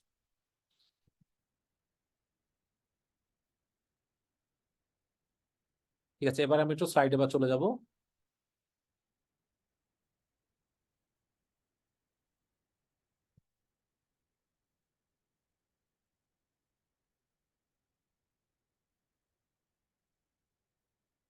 ওকে, তাহলে আমরা এখন আমাদের ক্যালকুলেশনে চলে যাবো আস্তে আস্তে। হ্যাঁ, তাহলে আমাদের এই প্রথম সিনারিওতে আমরা আসি। এই সিনারিওতে দেখেন আমার নজরটা কোন দিকে থাকবে? প্রথম নজর থাকবে, সরি, প্রথম নজর পিএইচ এর দিকে। পিএইচ দেখেন, পিএইচ কম। তাহলে পিএইচ কম মানে কি? অ্যাসিডোসিস। নেক্সট নজর চলে যাবে কোনটা এর মধ্যে কি অবস্থায় আছে, এখানে কোনটা কি কন্ডিশনের মধ্যে আছে। দেখেন, কন্ডিশন বোঝা খুবই সোজা। এখানে পিএইচও কমে গেছে, এটাও কমে গেছে, এটা যা আছে আছে, আমার দেখার বিষয় দরকার নাই। আমি এটা দেখবই না, আমার নজর থাকবে পিএইচ আর বাইকার্বনেটের দিকে। এখানে কিছু না পেলে তাহলে আমি কার্বন ডাইঅক্সাইডের খোঁজ করব। ওকে, তাহলে প্রথমে দেখেন পিএইচও কম মানে অ্যাসিডোসিস, বাইকার্বনেট কম মানে দিস ইজ মেটাবলিক অ্যাসিডোসিস। শেষ। পরবর্তী সিনারিওতে আসেন। আচ্ছা সরি, পরবর্তী সিনারিওতে আসেন। এখানে দেখেন পিএইচ এ কন্ডিশনেও কম। আচ্ছা, এটা ঠিক করে দিই।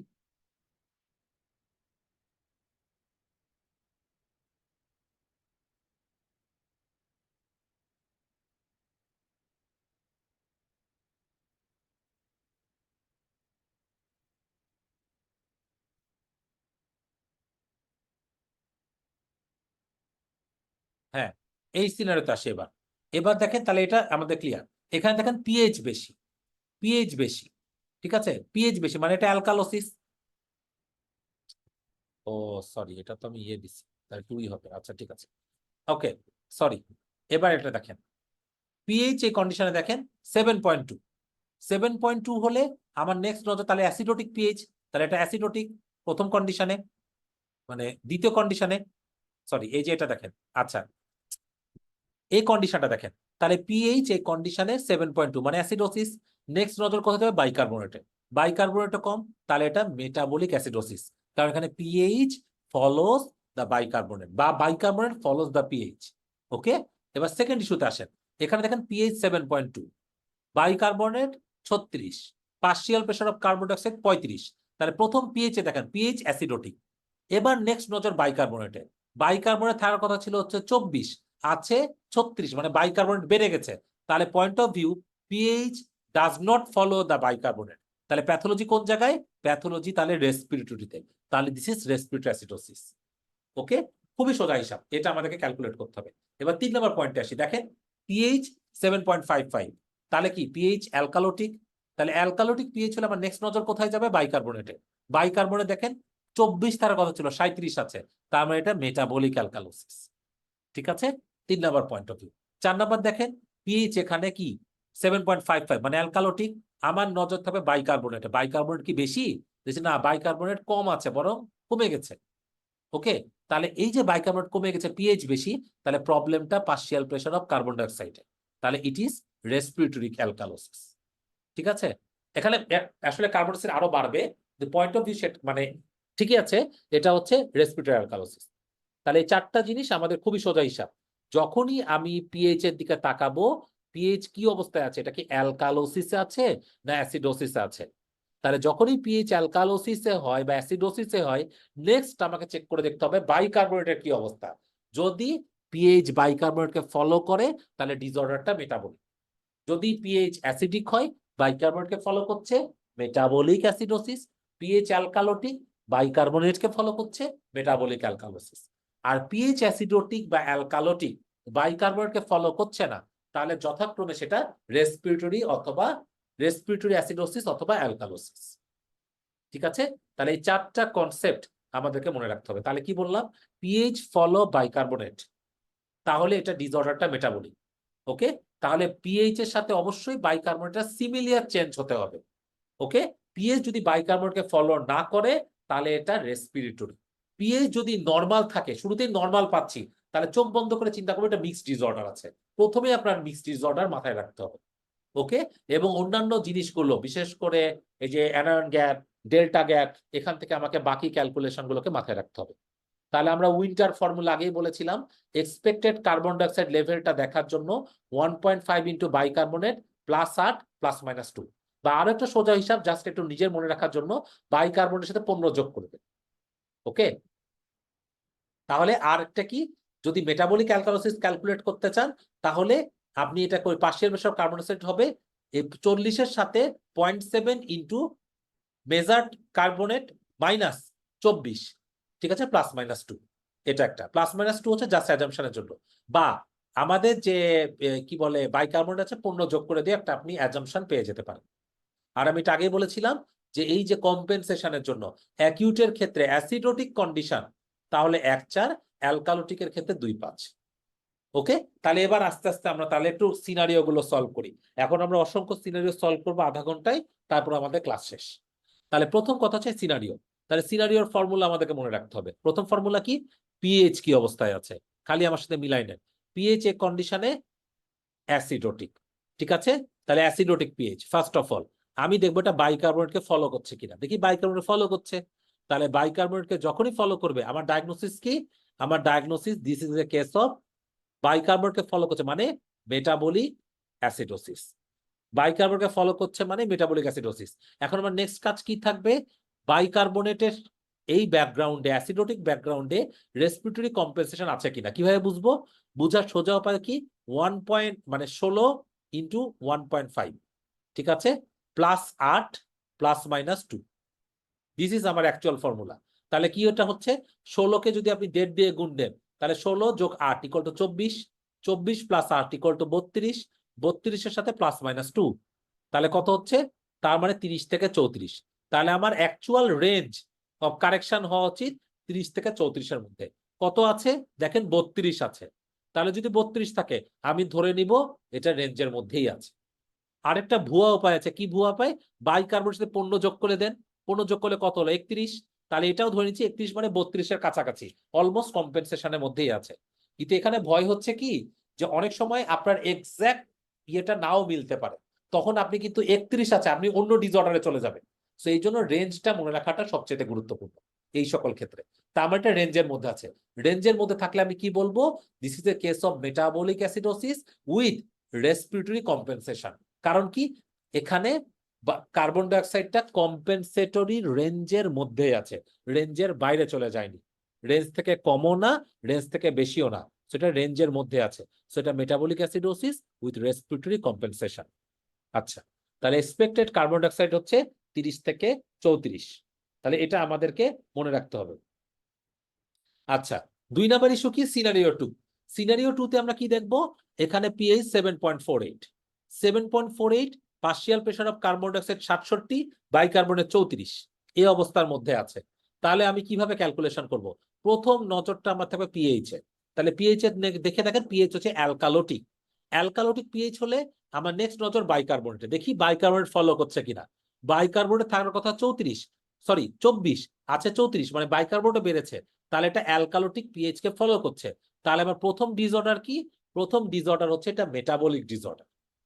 কোন মেটাবলিক ডিসঅর্ডার? Alkalosis disorder. তাহলে আমার ফুল ডায়াগনোসিস হবে মেটাবলিক অ্যালকালোসিস। এখন নেক্সট পয়েন্ট অফ ভিউ হচ্ছে রেসপিরেটরি কম্পেনসেশন হয়েছে কিনা। হয়েছে কিনা এটা আপনি এখান থেকে একটা আইডেন্টিফাই করতে পারেন। কারণ কি, এটার সাথে 15 লাগাই দেন, কত হলো? 15 লাগাই দিলে এটা 49 হয়ে গেল, এটা আছে 67। কাজেই আপনি যতই যাই হোক না কেন, এটা গ্রসলি রেঞ্জের বাইরে। ওকে, রেঞ্জের বাইরে। যেমন ধরেন যদি এখানে পার্শিয়াল কার্বন ডাইঅক্সাইড 51 হতো, তখন আপনি এটা চিন্তা করতেন যে আসলে আমাকে একটা রেঞ্জে দেখা উচিত, আমার এই ফর্মুলা, ভুয়া ফর্মুলা দিয়েও মিলানো যাচ্ছে না, আমাকে একটু রেঞ্জের মধ্যে চিন্তা করা উচিত। কিন্তু দেখেন 15 যোগ করে দিলেন, যোগ করার চাইতে এটা অনেক বেশি। এটা কোথায় 49 আর কোথায় 67? তা আমার এটা গ্রসলি আনকন্ট্রোল, আমার রেঞ্জের মধ্যে নাই। তাহলে রেঞ্জ থেকে বেড়ে গেছে।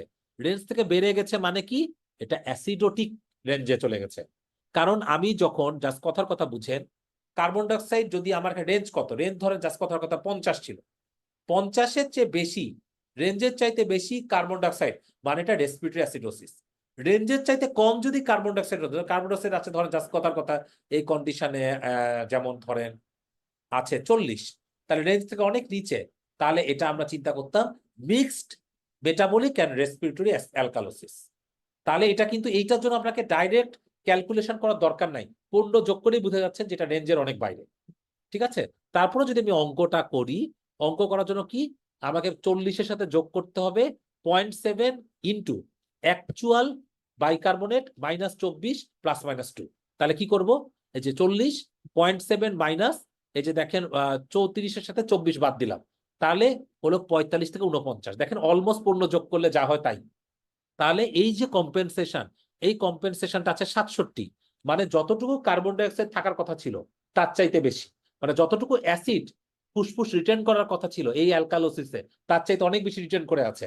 তাহলে আমার ডিসঅর্ডার হচ্ছে metabolic alkalosis with inappropriate compensation বা metabolic alkalosis with respiratory acidosis. এই রেসপিরেটরি অ্যাসিডোসিস আমার সেকেন্ড অ্যাসিড বেস ডিসঅর্ডার। ঠিক আছে, তাহলে এটা কি কি কারণে হইতে পারে? দুটো একটা এক্সাম্পল আমাদের মনে রাখতে হবে। এরকম একটা এক্সাম্পল ধরেন, কিরকম একটা এক্সাম্পল, একটা পেশেন্ট, আমি একটা সিম্পল এক্সাম্পল দিচ্ছি, একটা সিওপিডি রোগী বমি করছে প্রচন্ড, তাই না? কোনের কারণে বমি করছে? তাহলে এই দেখে সিওপিডির জন্য তার রেসপিরেটরি অ্যাসিডোসিস, আর এই বমির জন্য মেটাবলিক অ্যালকালোসিস হইতে পারে, তাই না? তাহলে এই যে আমাকে আমাকে প্রত্যেকটা জিনিসের একটা ব্যাখ্যা থাকতে হবে, বা এটা আরো অনেক সুন্দর ব্যাখ্যা হয়। কিরকম ব্যাখ্যা হয়? একটা পেশেন্ট হার্ট ফেইল, হার্ট ফেলিওরের জন্য রেসপিরেটরি অ্যাসিডোসিস, কারণ লাংস কাজ করতে পারছে না। হার্ট ফেলিওরে ডায়ুরেটিক নিচ্ছে, ডায়ুরেটিক নিলে তার মেটাবলিক অ্যালকালোসিস ডেভেলপ করতে পারে। আগেই বলেছিলাম metabolic alkalosis due to diuretic খুবই কমনলি এক্সপ্লেন করা যায়। তাহলে আমাকে এরকম সিনারিওতে রোগীকে মিলাইতে হবে যে রোগীটা কিরকম।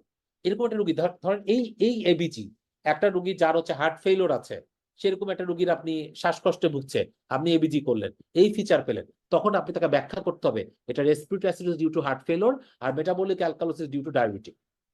এইভাবে আপনাকে সবগুলো একটা জিনিস দাঁড় করায় রাখতে হবে। সো এইটা খুবই গুরুত্বপূর্ণ। ওকে, তাহলে এটা ছোটখাটো ডিসঅর্ডার। এখন বড় ডিসঅর্ডার গুলোতে আসি।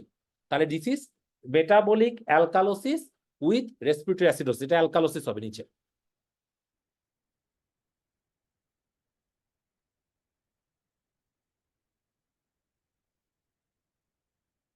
ঠিক আছে, তাহলে এটা metabolic alkalosis with respiratory acidosis, খুব ইজি জিনিস। আচ্ছা, এবার আমরা পরবর্তী কন্ডিশনে আসি। এটা তো হয়ে গেছে। এই সিনারিওটা দেখি। দেখেন, এই সিনারিওতে যখনই অ্যাসিড বেজে আপনি একটা জিনিস ক্লু বলি, যখন আপনার এরকম ক্যালকুলেশন চাচ্ছে, ক্যালকুলেশন ইলেকট্রোলাইট দেওয়া আছে, তখন একটা মাথায় রাখবেন যে হইতে পারে তার অ্যানোয়ন গ্যাপ ক্যালকুলেশন করার দরকার হতে পারে। ওকে, তাহলে এটা একটু মিলাই নি। দেখেন মিলাই নিয়ে কি পাচ্ছি আমরা, পেশেন্টের পিএইচ হচ্ছে 7.3। তাহলে পিএইচ 7.3 মানে কি, আমরা জানি 7.4 থেকে আমাদের ক্যালকুলেশন, তাহলে 7.3 আছে, তার মানে এটা অ্যাসিডোসিস, কোনো সন্দেহ নাই। তাহলে অ্যাসিডোসিস হলে আমার নজর থাকে বাইকার্বনেটে, বাইকার্বনেট কম, তাহলে অ্যাসিডোসিস আছে, বাইকার্বনেট কম, পিএইচ কে ফলো করছে। তাহলে আমার প্রথম প্যাথোলজি যেটা আমি পেয়ে গেছি, এটা হচ্ছে মেটাবলিক অ্যাসিডোসিস। তাহলে মেটাবলিক অ্যাসিডোসিস প্রথম প্যাথোলজি দেখেন, তাহলে মেটাবলিক অ্যাসিডোসিস। এরপর আপনি কি করবেন, এটার কম্পেনসেশনটা ক্যালকুলেট করবেন কিভাবে, 1.5 ইন্টু 14 প্লাস 8 প্লাস মাইনাস 2, বা আরেকটা ভুয়া ফর্মুলাও আছে, এই কি বলে 14 প্লাস 15, তাহলে 29। তাহলে ধরেন এটা আমি 29 28 আছে, আমি ধরে নিচ্ছি এটা কাছাকাছি থাকবে। তারপরে যদি আমি এটা ক্যালকুলেশন কম্পেনসেশন করি 27 থেকে 31, তার মানে এটা কম্পেনসেশন আছে। কিন্তু এখন এটা মেটাবলিক অ্যাসিডোসিস, কম্পেনসেশন আছে, আমি সবই মানলাম, কিন্তু এখানে দেখেন ইলেকট্রোলাইট আছে। তো যখনই ইলেকট্রোলাইট থাকবে তখন কিন্তু আপনার মেটাবলিক অ্যাসিডোসিসের কাজ কিন্তু শুরু হয়ে যাবে। কি শুরু হয়ে যাবে, প্রথম ক্যালকুলেশন করতে হবে এইটার অ্যানোয়ন গ্যাপ কেমন। তাহলে অ্যানোয়ন গ্যাপ কেমন হবে, 136 প্লাস 4 ইকুয়াল টু 140, তাই না? আর এখানে 118 প্লাস 14 ইকুয়াল টু 132, তাহলে 140 মাইনাস 132, তাহলে অ্যানোয়ন গ্যাপ হচ্ছে 8। তাহলে এটা কম্পেনসেটেড, অ্যানোয়ন গ্যাপ হচ্ছে 8। আচ্ছা, এটা 8 হবে।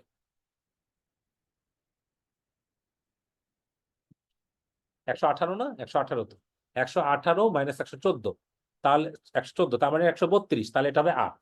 ওকে, তাহলে এটা 8 আছে। তাহলে this is a case of normal anion gap metabolic acidosis. কারণ কি, কারণ কি, কারণ কি, এখানে অ্যানোয়ন গ্যাপটা নর্মাল আছে। তাহলে যখনই নর্মাল অ্যানোয়ন গ্যাপ থাকবে তখন আপনার ডেল্টা রেশিও দেখার কোনো দরকার নেই। ডেল্টা রেশিও কখন দেখবেন, যখন হাই অ্যানোয়ন গ্যাপ থাকবে। তাহলে একটা জিনিস থেকে আমরা বেঁচে গেলাম। তাহলে এই পেশেন্টের কি হচ্ছে, আলটিমেট ডায়াগনোসিস হচ্ছে normal anion gap metabolic acidosis with respiratory compensation. ঠিক আছে, না বুঝতে পারলে অবশ্যই আমাকে আপনারা জানাবেন কিন্তু। তাহলে এটা আমার আলটিমেট ডায়াগনোসিস হচ্ছে normal anion gap metabolic acidosis. আমাদেরকে এভাবে কিন্তু এটা মনে রাখতেই হবে। ওকে, তাহলে this is a case of normal anion gap metabolic acidosis. আচ্ছা, এবার সিনারিও, তাহলে এটা অন্যতম প্রধান কারণ কি, ওই যে রেনাল টিউবুলার অ্যাসিডোসিস আমরা বলেছিলাম, renal tubular acidosis usually hypokalaemia থাকে, কাজে এটা একটু আনকমন। আপনার এটা ডায়রিয়া দিয়ে ব্যাখ্যা করার চেষ্টা করতে হবে। ডায়রিয়া দিয়ে কিন্তু সবগুলো ব্যাখ্যা করা যেতে পারে, মেটাবলিক অ্যাসিডোসিস ব্যাখ্যা করা যেতে পারে, নরমাল অ্যানোয়ন গ্যাপও এক্সপ্লেন করা যেতে পারে। এটা আমার সিনারিও নাম্বার 3। তাহলে সিনারিও নাম্বার 4 কি, এটা একটা ধরেন আরেকটা কেস। এই কেসে আমরা একটু খেয়াল করে দেখি, পিএইচ 7.55, তাহলে পিএইচ 7.55 মানে কি, অ্যালকালোসিস। তাহলে যখনই একটা অ্যালকালোসিস কন্ডিশন হবে, দেখেন এটা অ্যালকালোসিস, যখন এটা অ্যালকালোসিস কন্ডিশন হবে নেক্সট নজর দিব বাইকার্বনেটে। বাইকার্বনেট 14 আছে, 14 থাকলে কি এটা অ্যাসিডোটিক রেঞ্জে আছে, তার মানে এটা পিএইচ বাইকার্বনেটকে ফলো করছে না, বাইকার্বনেট বাড়ার কথা ছিল, বাড়ে নাই, তাহলে এটা অ্যালকালোসিস, যেটা মেটাবলিক না, রেসপিরেটরি কারণে। তারপর আপনি এখানে কার্বন ডাইঅক্সাইডের দিকে নজর দেন, তাহলে এটা রেসপিরেটরি অ্যালকালোসিস। এখন আমার পয়েন্ট অফ ভিউ এটা অ্যাকিউট কেস না ক্রনিক কেস, কারণ আমরা জানি এটা পুরা কেসের গুরুত্ব অনুযায়ী আমার কাজ করবে। ওকে, তাহলে এটা অ্যালকালোসিস এবং অ্যাকিউট কেস। অ্যালকালোসিস এবং অ্যাকিউট কেস যদি থাকে, এটা আপনি হাতে হাতে মুখে মুখে হিসাব করবেন। আমরা কি বলেছিলাম, এটা অ্যালকালোসিস মানে কি, অক্ষর বেশি। অ্যালকালোসিস কি মনে রাখতে হবে, 2 আর 5, ক্রনিকে 5, অ্যাকিউটে 2, অ্যাকিউটে 2। ঠিক আছে, 2 আর 5 মানে অ্যাকিউটে 2, তাহলে এখানে 2টা হিসাব মাথায় রাখতে হবে। তাহলে 2 এর হিসাব কি মাথায় রাখবো? আমরা কার্বন ডাইঅক্সাইড যত কমে যাবে, যত 10 কমে যাবে, তত 2 বাড়বে। তাহলে এখানে একটু খেয়াল করে দেখেন, এখানে নর্মালি 40 থাকার কথা ছিল, 20 হয়েছে, মানে 2 বার 10 কমেছে। তাহলে 2 বার 10 কমলে কত? 2 ইন্টু 2, প্রতি 10 কমার জন্য 2 কমার উচিত ছিল, এটা 2 বার 10 কমেছে, মানে 4 কমার কথা ছিল। তাহলে নর্মালি বাইকার্বনেট কত থাকে? 24।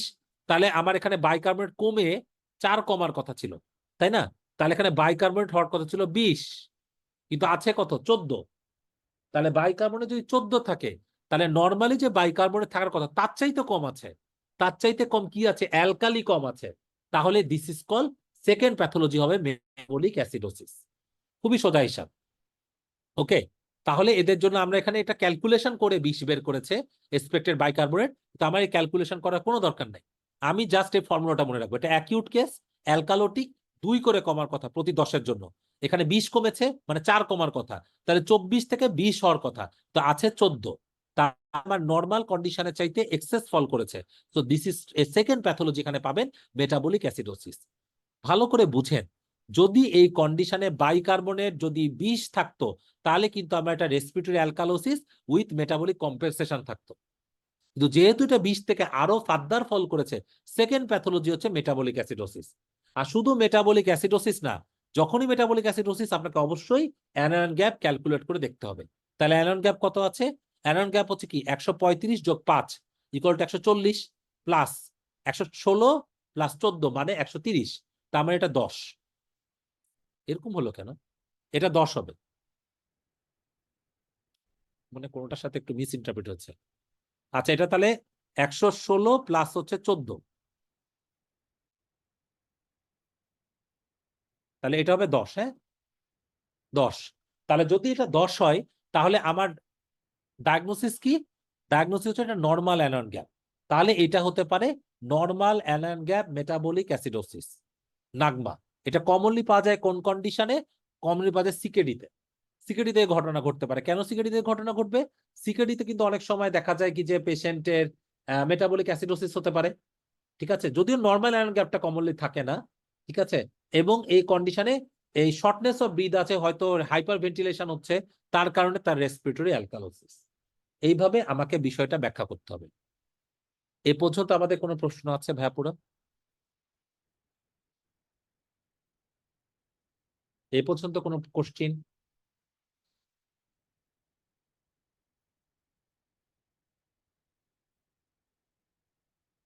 আচ্ছা, তাহলে আমরা এটাই বলছি, ডেল্টা রেশিও এটা ক্যালকুলেশন করা আমাদের খুবই ইম্পর্টেন্ট। ডেল্টা রেশিও কিভাবে ক্যালকুলেশন করবেন এইটা একটু কষ্ট করে মনে রাখতে হবে। প্রথম ক্যালকুলেশন উপরে থাকবে অ্যানায়ন গ্যাপ -12 আর 24 মাইনাস বাইকার্বনেট। এই রেশিওটা যদি 0.8 পর্যন্ত থাকে, আমি এটা ভুলে যাবো, এটা মনে রাখার দরকার নেই, কারণ এটা আমরা ইজিলি এই কন্ডিশনে ডেল্টা গ্যাপ আসে না। তাহলে এই যে 0.4 থেকে 0.8 এর মধ্যে হয়, তাহলে এটা কম্বিনেশন অফ হাগমা প্লাস নাগমা। 0.9 যদি হয়, তাহলে আসলে এখানে তেমন কিছু কনক্লুসিভ না, শুধু হাগমাই। কিন্তু 1 থেকে 2 এর মধ্যে যদি থাকে, তাহলে আপনি শুধু হাগমার কথা মনে রাখবেন। যখনই 2 ক্রস করে যাবে, তাহলে এখানে কনফার্ম কোনো মেটাবলিক অ্যালকালোসিস আছে কিনা চিন্তা করবে। মেটাবলিক অ্যালকালোসিসের কথাটা বেশি গুরুত্ব দিয়ে এই কন্ডিশনে চিন্তা করবে। ওকে, আচ্ছা, তাহলে এটা আমাদেরকে মনে রাখতে হবে। তাহলে এবার পরের সিনারিওতে চলে আসি, পিএইচ 7.1। তাহলে পিএইচ যখনই আমি অ্যাসিডোটিক রেঞ্জে পাচ্ছি, আমার নেক্সট নজর থাকবে বাইকার্বনেটের দিকে। বাইকার্বনেট কি ফলো করছে? বাইকার্বনেট 24 থাকার কথা ছিল, আছে 18, তাহলে বাইকার্বনেট ফলো করছে। তাহলে দিস ইজ মেটাবলিক অ্যাসিডোসিস, প্রথম ইম্পর্টেন্ট পয়েন্ট। তাহলে যখনই এটা মেটাবলিক অ্যাসিডোসিস হবে, আমাকে এখানে বাইকার্বনেট কম্পেনসেট করছে কিনা এটা চেক করে দেখতে হবে। কিভাবে চেক করে দেখবো বাইকার্বনেটের কম্পেনসেশন? চেক করে দেখার জন্য আমাকে কি করতে হবে? একটা ভুয়া উপায় আছে, সেটা হচ্ছে কি 18 সাথে 15 যোগ করে দিলাম, তাহলে 33। তাহলে 33 হলে আমি ধরে নিতে পারি হয়তো কম্পেনসেটেড আছে। বা আমরা আরেকটা মেথডও করতে পারি। কিভাবে করতে পারি? যে আমরা এটাকে 1.5 ইন্টু এই 18 প্লাস 8 প্লাস মাইনাস 2 এভাবে করে ক্যালকুলেশন করলে 33 থেকে 37 আছে, তার মানে রেসপিরেটরি কম্পেনসেশন হয়তো আছে। ওকে, কিন্তু মেটাবলিক অ্যাসিডোসিস মানলাম রেসপিরেটরি কম্পেনসেশন আছে, তাতে কিন্তু আমার কাজ হবে না। অবশ্যই যেহেতু এটা অ্যাসিডোসিস, মেটাবলিক অ্যাসিডোসিস, আমাকে কন্ডিশন অবশ্যই অ্যানায়ন গ্যাপ ক্যালকুলেট করতে হবে। অ্যানায়ন গ্যাপ ক্যালকুলেট করার উপায় কি? সোডিয়াম মানে 140 প্লাস 4 মানে 144 মাইনাস 100 মাইনাস 18, তাহলে কত হচ্ছে? হাই অ্যানায়ন গ্যাপ পাচ্ছি কিভাবে? 144 মাইনাস 118, তাহলে এখানে অলমোস্ট, কি ব্যাপার, এটা কি দিচ্ছে, এটা এখানে এটা আরো বাড়বে,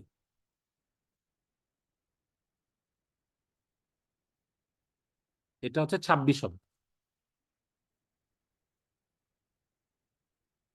টাইপে মাল্টিপল জায়গায় ভুল করছে, আচ্ছা যাক, সমস্যা সেটা না। তাহলে এখানে কি 144 থেকে 118, তাহলে এটা 26। তাহলে যখনই 26 হচ্ছে, তার মানে এটা হাই অ্যানায়ন গ্যাপ, কারণ নর্মাল অ্যানায়ন গ্যাপ কি 8 থেকে 16, এটা আছে 26। তাহলে এই যে দেখেন হাই অ্যানায়ন গ্যাপ চলে আসলো, তাহলে এটা শুধু আর মেটাবলিক অ্যাসিডোসিসে নাই, this is becoming a HAGMA now. So এটা high anion gap metabolic acidosis এখন। আর যখনই হাই অ্যানায়ন গ্যাপ অ্যাসিডোসিস হবে, তখন আমার কাজ কিন্তু আরো চলবে, মানে কি, আপনি এখন ডেল্টা রেশিও ক্যালকুলেট করতে হবে। কিভাবে ক্যালকুলেট করবেন?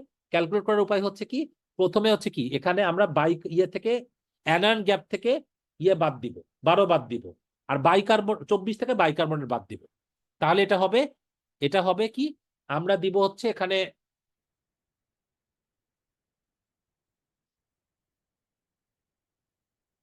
তাহলে এখানে 26 থেকে 12 মাইনাস করব, আর 24 থেকে 18 মাইনাস করে ভাগ দিব। তাহলে ভাগ দিয়ে আমার কাছে যত হবে, কিছু একটা হইলো, কিছু একটা হলো, মানে কত হলো, এখানে হচ্ছে 14 হলো, উপরে 14 আর নিচে হচ্ছে 6। তাহলে 14 আর 6 যদি 14 আর 6 যখনই হবে, ধরেন এটা একের চাইতে বেশি, তাহলে একের চাইতে বেশি তার মানে কি, একের চাইতে বেশি, সে অনুযায়ী আমার ডায়াগনোসিসটা মডিফাইড হবে। যদি এটা 1 থেকে 2 এর মধ্যে থাকতো, জাস্ট কথার কথা, তখন আমার ডায়াগনোসিস হতো শুধুমাত্র আইসোলেটেড হাগমা। যদি এটা আপনার এই রেশিওটা 2 ক্রস করে যায়, এখানে 2 ক্রস করে গেছে আসলে, তখন আমার শুধু হাগমা থাকবে না, হাগমার সাথে অবশ্যই এই কন্ডিশনে মেটাবলিক অ্যালকালোসিস আছে কিনা চেক করে দেখতে হবে। ওকে, তাহলে এই কন্ডিশনে এটা কিন্তু শুধুমাত্র শুধুমাত্র হাই অ্যানারগা মেটাবলিক অ্যাসিডোসিস না, এর সাথে কিন্তু হবে, এর সাথে মেটাবলিক অ্যালকালোসিস হবে। কেন অ্যালকালোসিস হবে? কারণ 14 ডিভাইডেড বাই 6, তাহলে 14 ডিভাইডেড 6 মানে কি 2 এর বেশি, তাহলে 2 এর বেশি হলে এটা শুধুমাত্র শুধুমাত্র এই কন্ডিশনে হাগমা না, হাগমার সাথে মেটাবলিক অ্যালকালোসিস। খুবই সোজা হিসাব, এটা আমরা যদি জাস্ট মনে রাখি, কখনো আমরা ভুলবো না। ঠিক আছে, তাহলে এবার আমরা পরের সিনারিওতে চলে আসবো, এটা আমাদের হয়ে গেছে অলরেডি। আচ্ছা, এইটা দেখেন, একটা পেশেন্টের পিএইচ 7.52, 7.52, ঠিক আছে, 7.52। এরপরে আমি নেক্সট নজর কিসে দিব? যখন এই ঘটনা ঘটবে, আমার নেক্সট নজর থাকবে হচ্ছে পেশেন্টের বাইকার্বনেটের দিকে। বাইকার্বনেটের কি অবস্থা? এখানে দেখেন বাইকার্বনেট কম আছে, তাহলে পিএইচ অ্যালকালোসিস, বাইকার্বনেট ফলো করছে না, তাহলে প্রাইমারি প্যাথোলজি রেসপিরেটরিতে, তাহলে এটা প্রাইমারি প্যাথোলজি রেসপিরেটরি অ্যালকালোসিস। ওকে, যখনই রেসপিরেটরি অ্যালকালোসিস পাবেন, আপনাকে এটা দেখতে হবে অ্যাকিউট সিনারিও না ক্রনিক সিনারিও, সেই অনুযায়ী কাজ করবেন। ধরেন জাস্ট কথার কথা আমি বলে দিচ্ছি, এটা অ্যাকিউট সিনারিও, অ্যাকিউট সিনারিও, তাহলে অ্যাকিউট সিনারিওতে কি হওয়ার কথা? এখানে বাইকার্বনেট পুরোপুরি নির্ভর করবে কার্বন ডাইঅক্সাইডের উপরে। কার্বন ডাইঅক্সাইড 40 থাকার কথা, আছে 23, মানে 20ও না। তাহলে আমরা জানি প্রতি অ্যাকিউট কন্ডিশনে প্রতি 20 ফল করার জন্য, প্রতি 10 ফল করার জন্য বাইকার্বনেট 2 করে কমে। তাহলে এখানে 20-এর কাছাকাছি ফল করেছে, পুরো 20ও ফল করে নাই, তাহলে তরলের খাতে ধরলাম তাও 20 ফল করেছে, তাহলে বাইকার্বনেট হওয়ার কথা হচ্ছে 20, আছে 17, মানে আমার রেঞ্জের চাইতে নিচে নেমে গেছে। তাহলে সেকেন্ড প্যাথোলজি হচ্ছে মেটাবলিক কম্পেনসেশনটা প্রপারলি করতে পারে নাই। ঠিক আছে, এটা মেটাবলিক নন কম্পেনসেশন, তাহলে দিস ইজ মেটাবলিক অ্যাসিডোসিস। এটা মেটাবলিক আসলে নন কম্পেনসেশন, তাহলে এটা মেটাবলিক অ্যাসিডোসিস। তাহলে যখনই মেটাবলিক অ্যাসিডোসিস আমরা পাবো, আমার নেক্সট কাজ কি? অ্যানায়ন গ্যাপ ক্যালকুলেট করা। অ্যানায়ন গ্যাপ কি? সোডিয়াম 120 প্লাস পটাশিয়াম 4 মানে 124, আর এখানে কত আছে? 70 প্লাস 17, তার মানে কি this is high anion gap, কারণ এখানে 124, এখানে আছে মাত্র 87, তাহলে অ্যানায়ন গ্যাপ এই কন্ডিশনে অনেক বেশি, মানে প্রায় দেখেন 37 এখানে। অ্যাকিউট এক্সাজারবেশন সিওপিডি অ্যাকিউটই ধরবেন, সিওপিডি অ্যাকিউটই ধরবেন ওই কন্ডিশন। ঠিক আছে, অ্যাকিউট এক্সাজারবেশন মানে অ্যাকিউট কন্ডিশন। আচ্ছা, তাহলে এই কন্ডিশনে দেখেন এটা 37, তাহলে যখনই এখানে 37 আছে, তাহলে আমার এখানে দেখেন এটা হাই অ্যানায়ন গ্যাপ, তাহলে এই কন্ডিশনে অবশ্যই আমাকে ডেল্টা রেশিও ক্যালকুলেট করতে হবে। হাই অ্যানায়ন গ্যাপ হলে ডেল্টা রেশিও ক্যালকুলেট করলাম, ধরেন 37 মাইনাস 12, 24 মাইনাস 17, তাহলে এখানে কত আসছে 25, 25, 7, তাহলে 3 7 21, 3-এর চাইতে বেশি। নর্মালি আমরা জানি ডেল্টা রেশিও যখনই 2 ক্রস করে যাবে তখন শুধু হাই অ্যানায়ন গ্যাপ কখনোই বলতে পারবো না, হাই অ্যানায়ন গ্যাপ মেটাবলিক অ্যাসিডোসিসের সাথে মেটাবলিক অ্যালকালোসিসও আছে। তাহলে এটার কমপ্লিট ডায়াগনোসিস হবে respiratory alkalosis with high anion gap metabolic acidosis with metabolic alkalosis. ঠিক আছে, এটার একটা এক্সাম্পল আমি আপনাদেরকে দিই। ধরেন একটা পেশেন্ট ডায়াবেটিস ম্যালাইটাসের রোগী আপনার কাছে ডিকে নিয়ে আসছে। ওকে, ডিকে নিয়ে আসছে, এখন বমি করছে, প্রচন্ড পেটে ব্যথা, প্রচন্ড বমি করছে। তাহলে এখন 3টা পয়েন্ট অফ ভিউ। এখানে কিভাবে আপনি এই সিনারিওটা ব্যাখ্যা করবেন জাস্ট এই ডিকে দিয়ে, কিভাবে ব্যাখ্যা করবেন? তাহলে একটা ব্যাখ্যা করা, খুব ডিকের জন্য আপনি high anion gap metabolic acidosis পাচ্ছেন, ব্যাখ্যা করলেন। ডিকের জন্য সিভিয়ার অ্যাবডোমিনাল পেন এবং ভমিটিং দিয়ে মেটাবলিক অ্যালকালোসিস ব্যাখ্যা করলেন। আর এই যে সিভিয়ার পেন, এই পেনেও কিন্তু পেশেন্টের রেসপিরেটরি অ্যাক্টিভিটি বেড়ে যায়, it can lead to respiratory alkalosis. Pain কিন্তু রেসপিরেটরি অ্যালকালোসিসের একটা অ্যাগ্রেভেটিং ফ্যাক্টর। ওকে, তাহলে দেখেন এটা আলটিমেটলি এই ডিকে এর জন্য আপনি এই 3টা অ্যানায়ন মানে 3টা মেটাবলিক অ্যাবনর্মালিটি ব্যাখ্যা করতে পারলেন। এখন একটা গুরুত্বপূর্ণ কথা আপনাদেরকে বলি, যেমন দেখেন আপনার এখানে পিএইচ 7.52, বাইকার্বনেট 17, আপনি প্রাইমারি প্যাথোলজি, প্রথম প্যাথোলজি চিন্তা করলেন রেসপিরেটরি অ্যালকালোসিস। যেহেতু অ্যালকালোসিস, এটা মানে মনে হচ্ছে কি যে বাইকার্বনেট অ্যাসিডোটিক, তাহলে এটা তো রেসপিরেটরি প্রবলেম। আপনার এখন মনে মনে একটা খটকা কাজ করলো যে পেশেন্টের বাইকার্বনেট তো কমে গেছে, এতে অ্যাসিডোসিস হতে পারে। কিন্তু দেখেন আপনি এখানে প্রথম চেকটা করবেন যে মেটাবলিক কম্পেনসেশন হচ্ছে কিনা। যদি কম্পেনসেশন হয়ে যেত তাহলে অ্যাসিডোটিক হতো না। ওকে, তো যেহেতু কম্পেনসেশন হয়নি, সেকেন্ড প্যাথোলজি অবশ্যই অ্যাসিডোসিস আছে, এই জন্য বাইকার্বনেট আরো ফল করেছে। এই জন্য দেখেন আমাদের এই ক্যালকুলেশনে আপনি সমস্ত হিডেন প্যাথোলজি গুলো কিন্তু বের করে আনতে পারবেন। ওকে, খুবই গুরুত্বপূর্ণ। তাহলে এখানে দেখেন 3টা প্যাথোলজি এই ভদ্রলোক বা ভদ্র মহিলার আছে।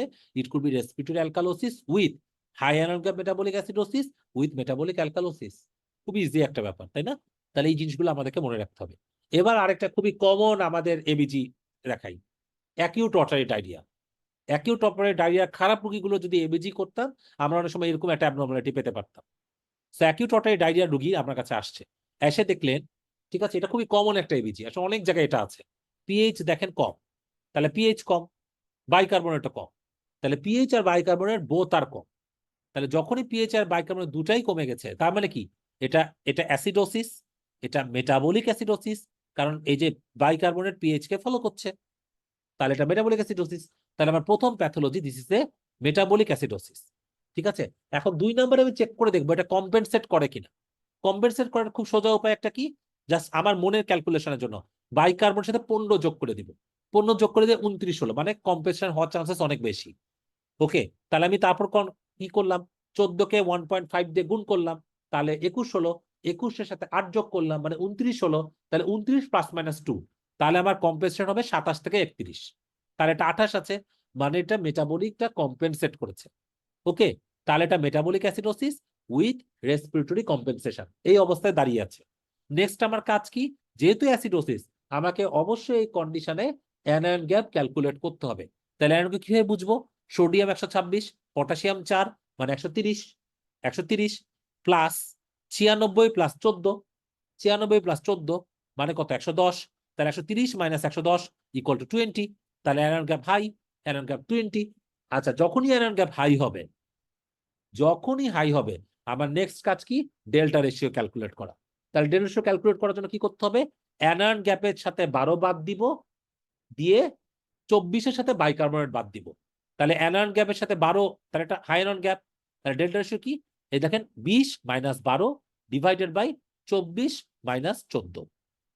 তাহলে দেখেন হাই অ্যানায়ন গ্যাপ ছিল, কিন্তু এর সাথে ডেল্টা রেশিও 0.8।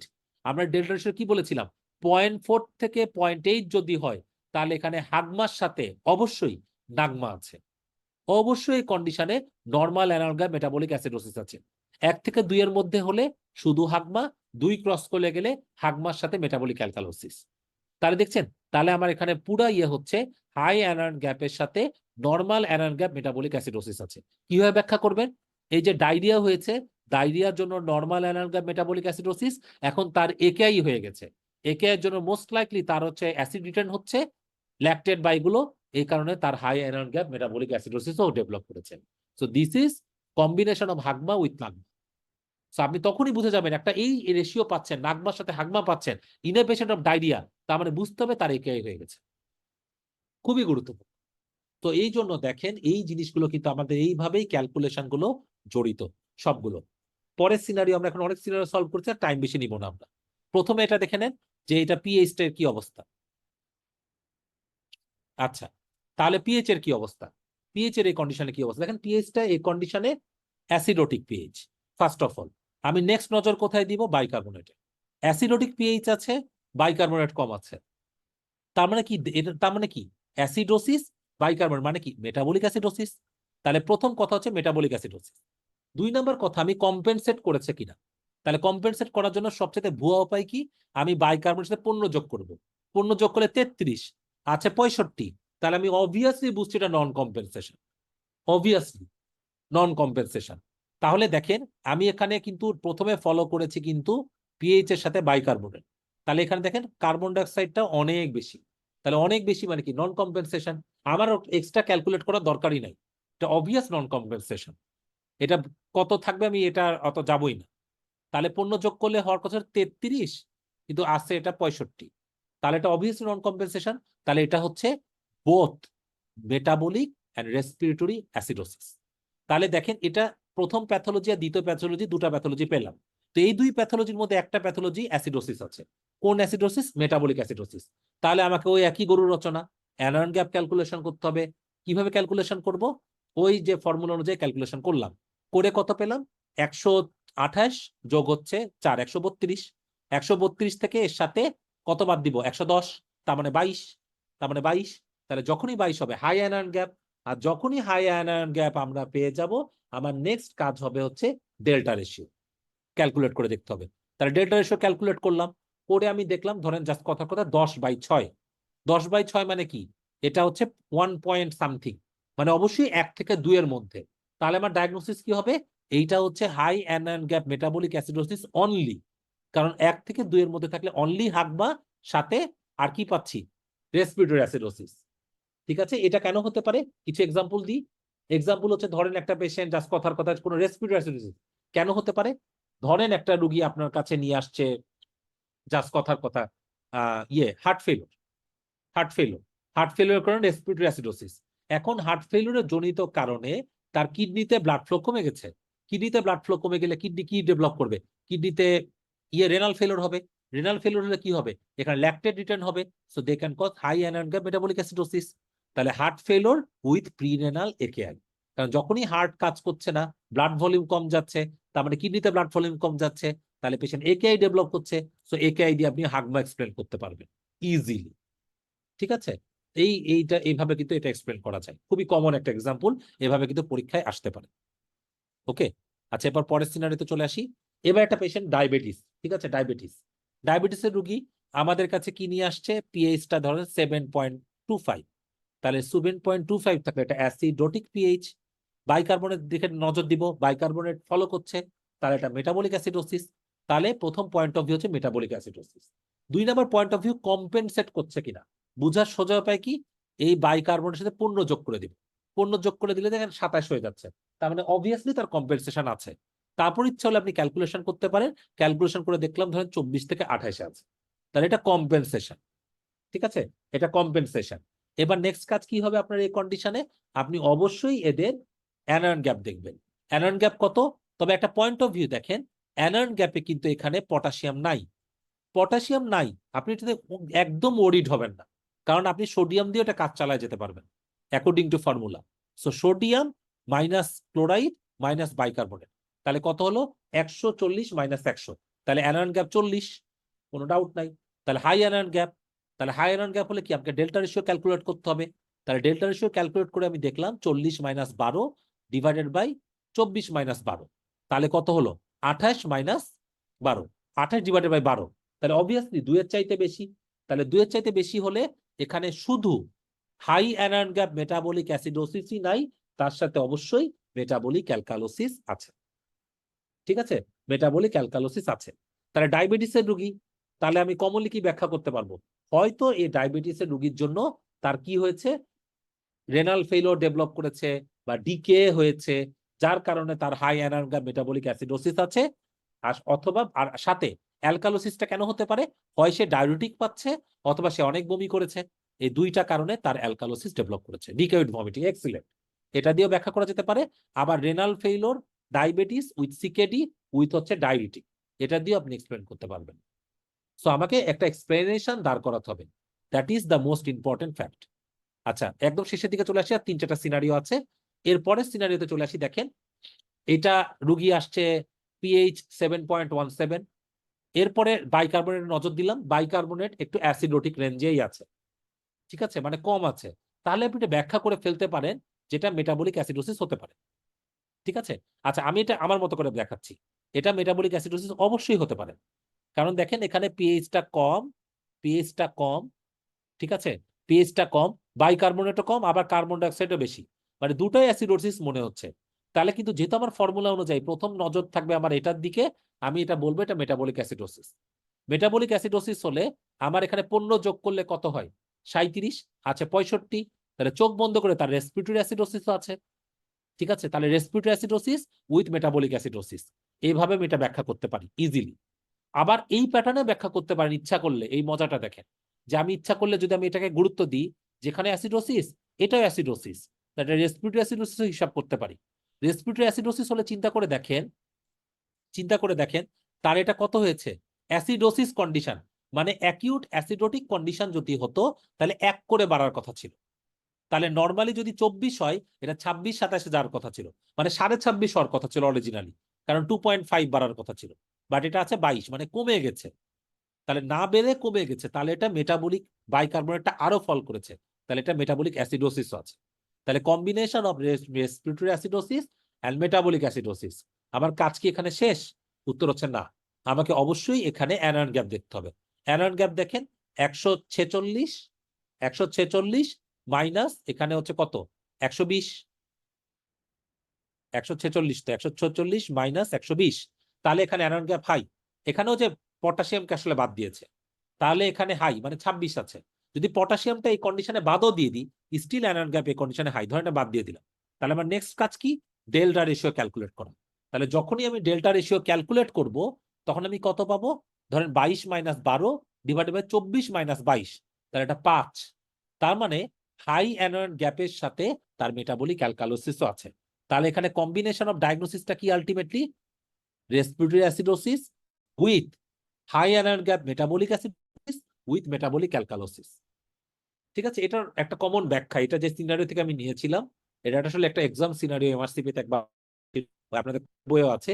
একটা মনে হয় 89 70 সরি 60-70 ইয়ার্স এর পেশেন্ট আনকনশাস ডেভেলপ করেছে এবং ভমিটিং আর, এটা যে অ্যালকোহলিক পেশেন্ট, অ্যালকোহলিক পেশেন্ট যেহেতু অ্যালকোহল সে খাওয়ার অভ্যস্ত হয়ে গেছে, অ্যালকোহলের হাই এনার্জি মেটাবলিক অ্যাসিডোসিস, বমি করেছে, বমির জন্য মেটাবলিক অ্যালকালোসিস, আর এই যে অ্যালকোহল, অ্যালকোহলের রোগী আনকনশাস, মোস্ট লাইকলি তার রেসপিরেটরিতে অ্যাসপিরেশনও হয়েছে, এই অ্যাসপিরেশন নিউমোনিয়ার জন্য তার রেসপিরেটরি অ্যাসিডোসিস। ওকে, তাহলে respiratory acidosis due to aspiration pneumonia, high energy gap due to alcohol, okay, আর হচ্ছে metabolic alkalosis due to vomiting. So এই 3টা ভাবে আপনি প্রত্যেকটা প্যাথোলজি এক্সপ্লেন করতে পারবেন। ওকে, আচ্ছা, এবার আমরা নরমাল ইয়েগুলো শেষ, এবার আমরা একটু 2-3টা সিনারিও দিয়ে কমপ্লিট করব। প্রথম মজাদার সিনারিওটা দেখেন, পিএইচ এই কন্ডিশনে 7.4, তাহলে একটা কথা বুঝেন, এখানে পিএইচ অলরেডি কম্পেনসেটেড। যখনই একটা পিএইচ নরমাল থাকে, তখন চিন্তা করবেন পিএইচ নরমালের ব্যাকগ্রাউন্ডে কি আছে। পিএইচ নরমালের ব্যাকগ্রাউন্ডে আপনি চেক করে দেখছেন কার্বন ডাইঅক্সাইড বেশি, বাইকার্বনেট বেশি, তাই না, তো পিএইচ নরমাল। তাহলে এই যে কার্বন ডাইঅক্সাইড বেশি, বাইকার্বনেট বেশি, তাহলে এখানে বাইকার্বন বেশি মানে কি, মেটাবলিক অ্যালকালোসিস। ওকে, মেটাবলিক অ্যালকালোসিস। এটা বেশি মানে কি, এটা বেশি মানে কি, এটা বেশি মানে তার রেসপিরেটরি অ্যাসিডোসিস, ঠিক আছে। কিন্তু এখানে একটা কথা মনে রাখবেন, চমৎকার কথা, সেটা হচ্ছে কি, যখন আপনি একটা কন্ডিশনে 2টা কনকারেন্ট প্যাথোলজি পাচ্ছেন, মানে বিপরীত প্যাথোলজি, একটা অ্যালকালোসিস আর একটা অ্যাসিডোসিস, সাথে পিএইচ নরমাল, তাহলে বুঝতে হবে যে এখানে কোনো কম্পেনসেশন হয় নাই, এখানে দুইটাই আলাদা প্যাথোলজি। দুই আলাদা প্যাথোলজি মিলায় পিএইচ কে নর্মাল রেখেছে। কম্পেনসেশন থাকলে যদি এটা কম্পেনসেশনের কথাবার্তা হইতো তাহলে কিন্তু আপনাকে কখনো পিএইচটা নর্মাল পেতেন না। ওকে, তাহলে এটা mixed metabolic alkalosis and respiratory acidosis, এইটা আমাকে মনে রাখতে হবে। তাহলে এটা কি? তাহলে partial pressure of carbon dioxide is increased despite normal pH. তাহলে তাহলে কি রেসপিরেটরি অ্যাসিডোসিস আছে, আর সাথে পেশেন্টের মেটাবলিক অ্যালকালোসিস আছে। কিভাবে বুঝবেন মেটাবলিক অ্যালকালোসিস? সোজা হিসাবে একদম, যদি আমি একদম সোজা বাংলা ভাষায় আমি বুঝাতে চাই, তাহলে পিএইচ নর্মাল, তাহলে রেসপিরেটরি অ্যাসিডোসিসের ব্যাকগ্রাউন্ডে অবশ্যই মনে রাখবেন তার কনকারেন্ট আরেকটা প্যাথোলজি আছে স্ট্রং ইনাফ তার পিএইচ কে নর্মাল রাখার জন্য। আর যদি আপনি ইচ্ছা করেন অঙ্ক ক্যালকুলেশন করতে পারেন। কিভাবে ক্যালকুলেশন করবেন? একটা পেশেন্টের কি আছে? রেসপিরেটরি অ্যাসিডোসিস আছে। রেসপিরেটর কত হয়েছে? 40 থেকে 55-তে দাঁড়িয়েছে, 55-এ গেছে। তাহলে 55 কত গেছে? 15 গেছে। তাহলে এই মানুষের বাইকার্বনেট কত বাড়ার কথা ছিল? 1.5 বাড়ার কথা ছিল। তাহলে 24 প্লাস 1.5 বাইকার্বনেট 25.5 হওয়ার কথা ছিল। আছে কত? 32। তাহলে তার এটা কনকারেন্ট মেটাবলিক অ্যালকালোসিস আছে। আপনি এটা অঙ্ক করেও ক্যালকুলেশন করতে পারেন, বা যে আমার যে ফর্মুলা এটা দেখে মনে রাখতে পারেন যে কম্পেনসেশন হয়ে বাইকার্বনেটটা 25.5 হওয়ার কথা ছিল। তাহলে 25.5 হলে এটা 25.5 না 32, তাহলে তার রেসপিরেটরি অ্যাসিডোসিস সাথে মেটাবলিক অ্যালকালোসিস, এটা হচ্ছে কম্বিনেশন। এখানে মেটাবলিক অ্যালকালোসিস আছে, আপনার অ্যানুয়াল গ্যাপ দেখার কোনো দরকার নেই। আমি এমনি বললাম 8, এটা ক্যালকুলেশন করে সম্ভবত 8 আছে মনে হয়, বাট এটা দেখার কোনো দরকার নেই। তাহলে আমার diagnosis respiratory acidosis with metabolic alkalosis. এবার আরেকটা সিনারিওতে আসি, লাস্ট সিনারিও মনে হয় এটা নাকি? আচ্ছা দেখবো নি লাস্টের সিনারিও আরো আছে কিনা দেখা যাবে। আচ্ছা, পিএইচ 7.4, ও মনে হয় আরো আছে কয়েকটা। পিএইচ 7.4, এরপরে আমি নজর দিচ্ছি কোথায়? যখনই পিএইচ 7.4-এ আছে, আমার নেক্সট নজর চলে যাচ্ছে বাইকার্বনেটে আর কার্বন ডাইঅক্সাইডের উপরে।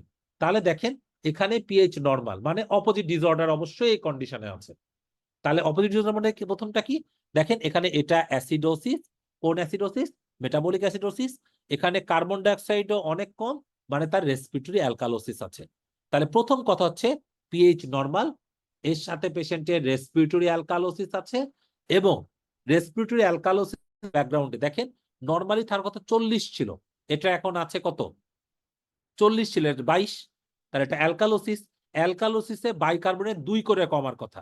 তাহলে ধরেন আমি 20-ই ধরলাম, তাহলে বাইকার্বনেট 24 থেকে 2 2 4 কমে 20 হওয়ার কথা, আছে 13। তাহলে এদের সেকেন্ড প্যাথোলজি হিসেবে মেটাবলিক অ্যাসিডোসিস আছে। আর যখনই মেটাবলিক অ্যাসিডোসিস থেকে যাবে, ওই যে গরুর রচনা, আমাকে অবশ্যই পেশেন্টের কি করতে হবে? অ্যানোয়ান গ্যাপ ক্যালকুলেট করতে হবে। অ্যানোয়ান গ্যাপ আমাকে এখানে দেখতে হবে। অ্যানোয়ান গ্যাপ কত আছে?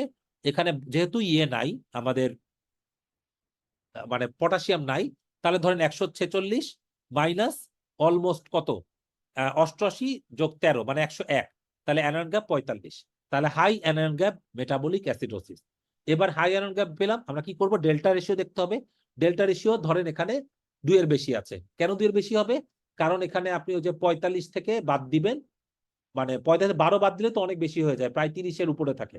আর নিচে আছে বাইকার্বনেট 10-এর মতো থাকবে, মানে 24 মাইনাস হচ্ছে 13, তাহলে ওইদিকে 30 আর এদিকে 10, মানে 3-এর বেশি।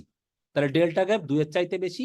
তাহলে এদের প্রথম প্যাথোলজি রেসপিরেটরি অ্যালকালোসিস, তারপর high anion gap metabolic acidosis, সাথে মেটাবলিক অ্যালকালোসিস, এই তিনটার কম্বিনেশন পেশেন্টের আছে। ওকে, তাহলে এই কথাটা আমাদেরকে মনে রাখতে হবে।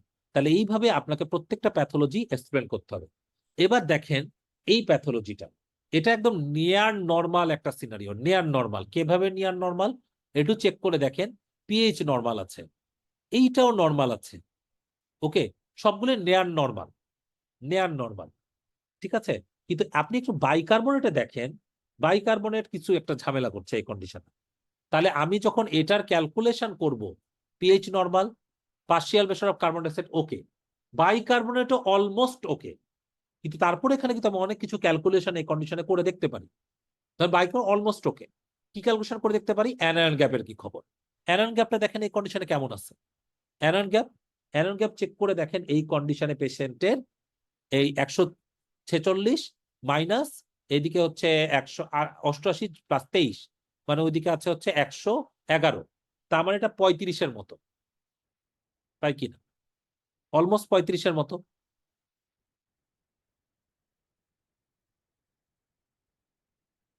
পঁয়ত্রিশের মতো।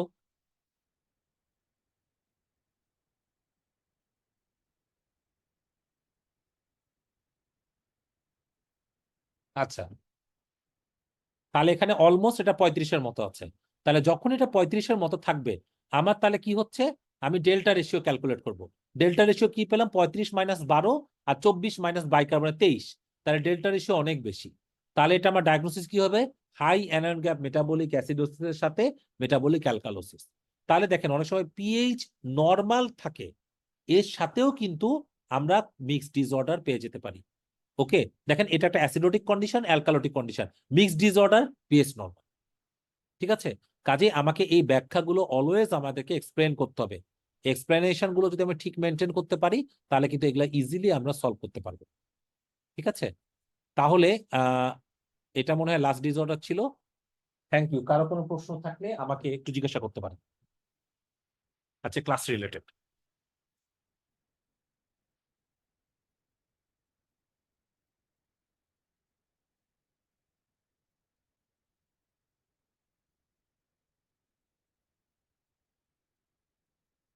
কারো কোনো প্রশ্ন আছে?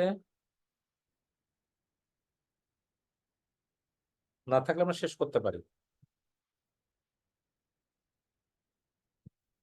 Thank you.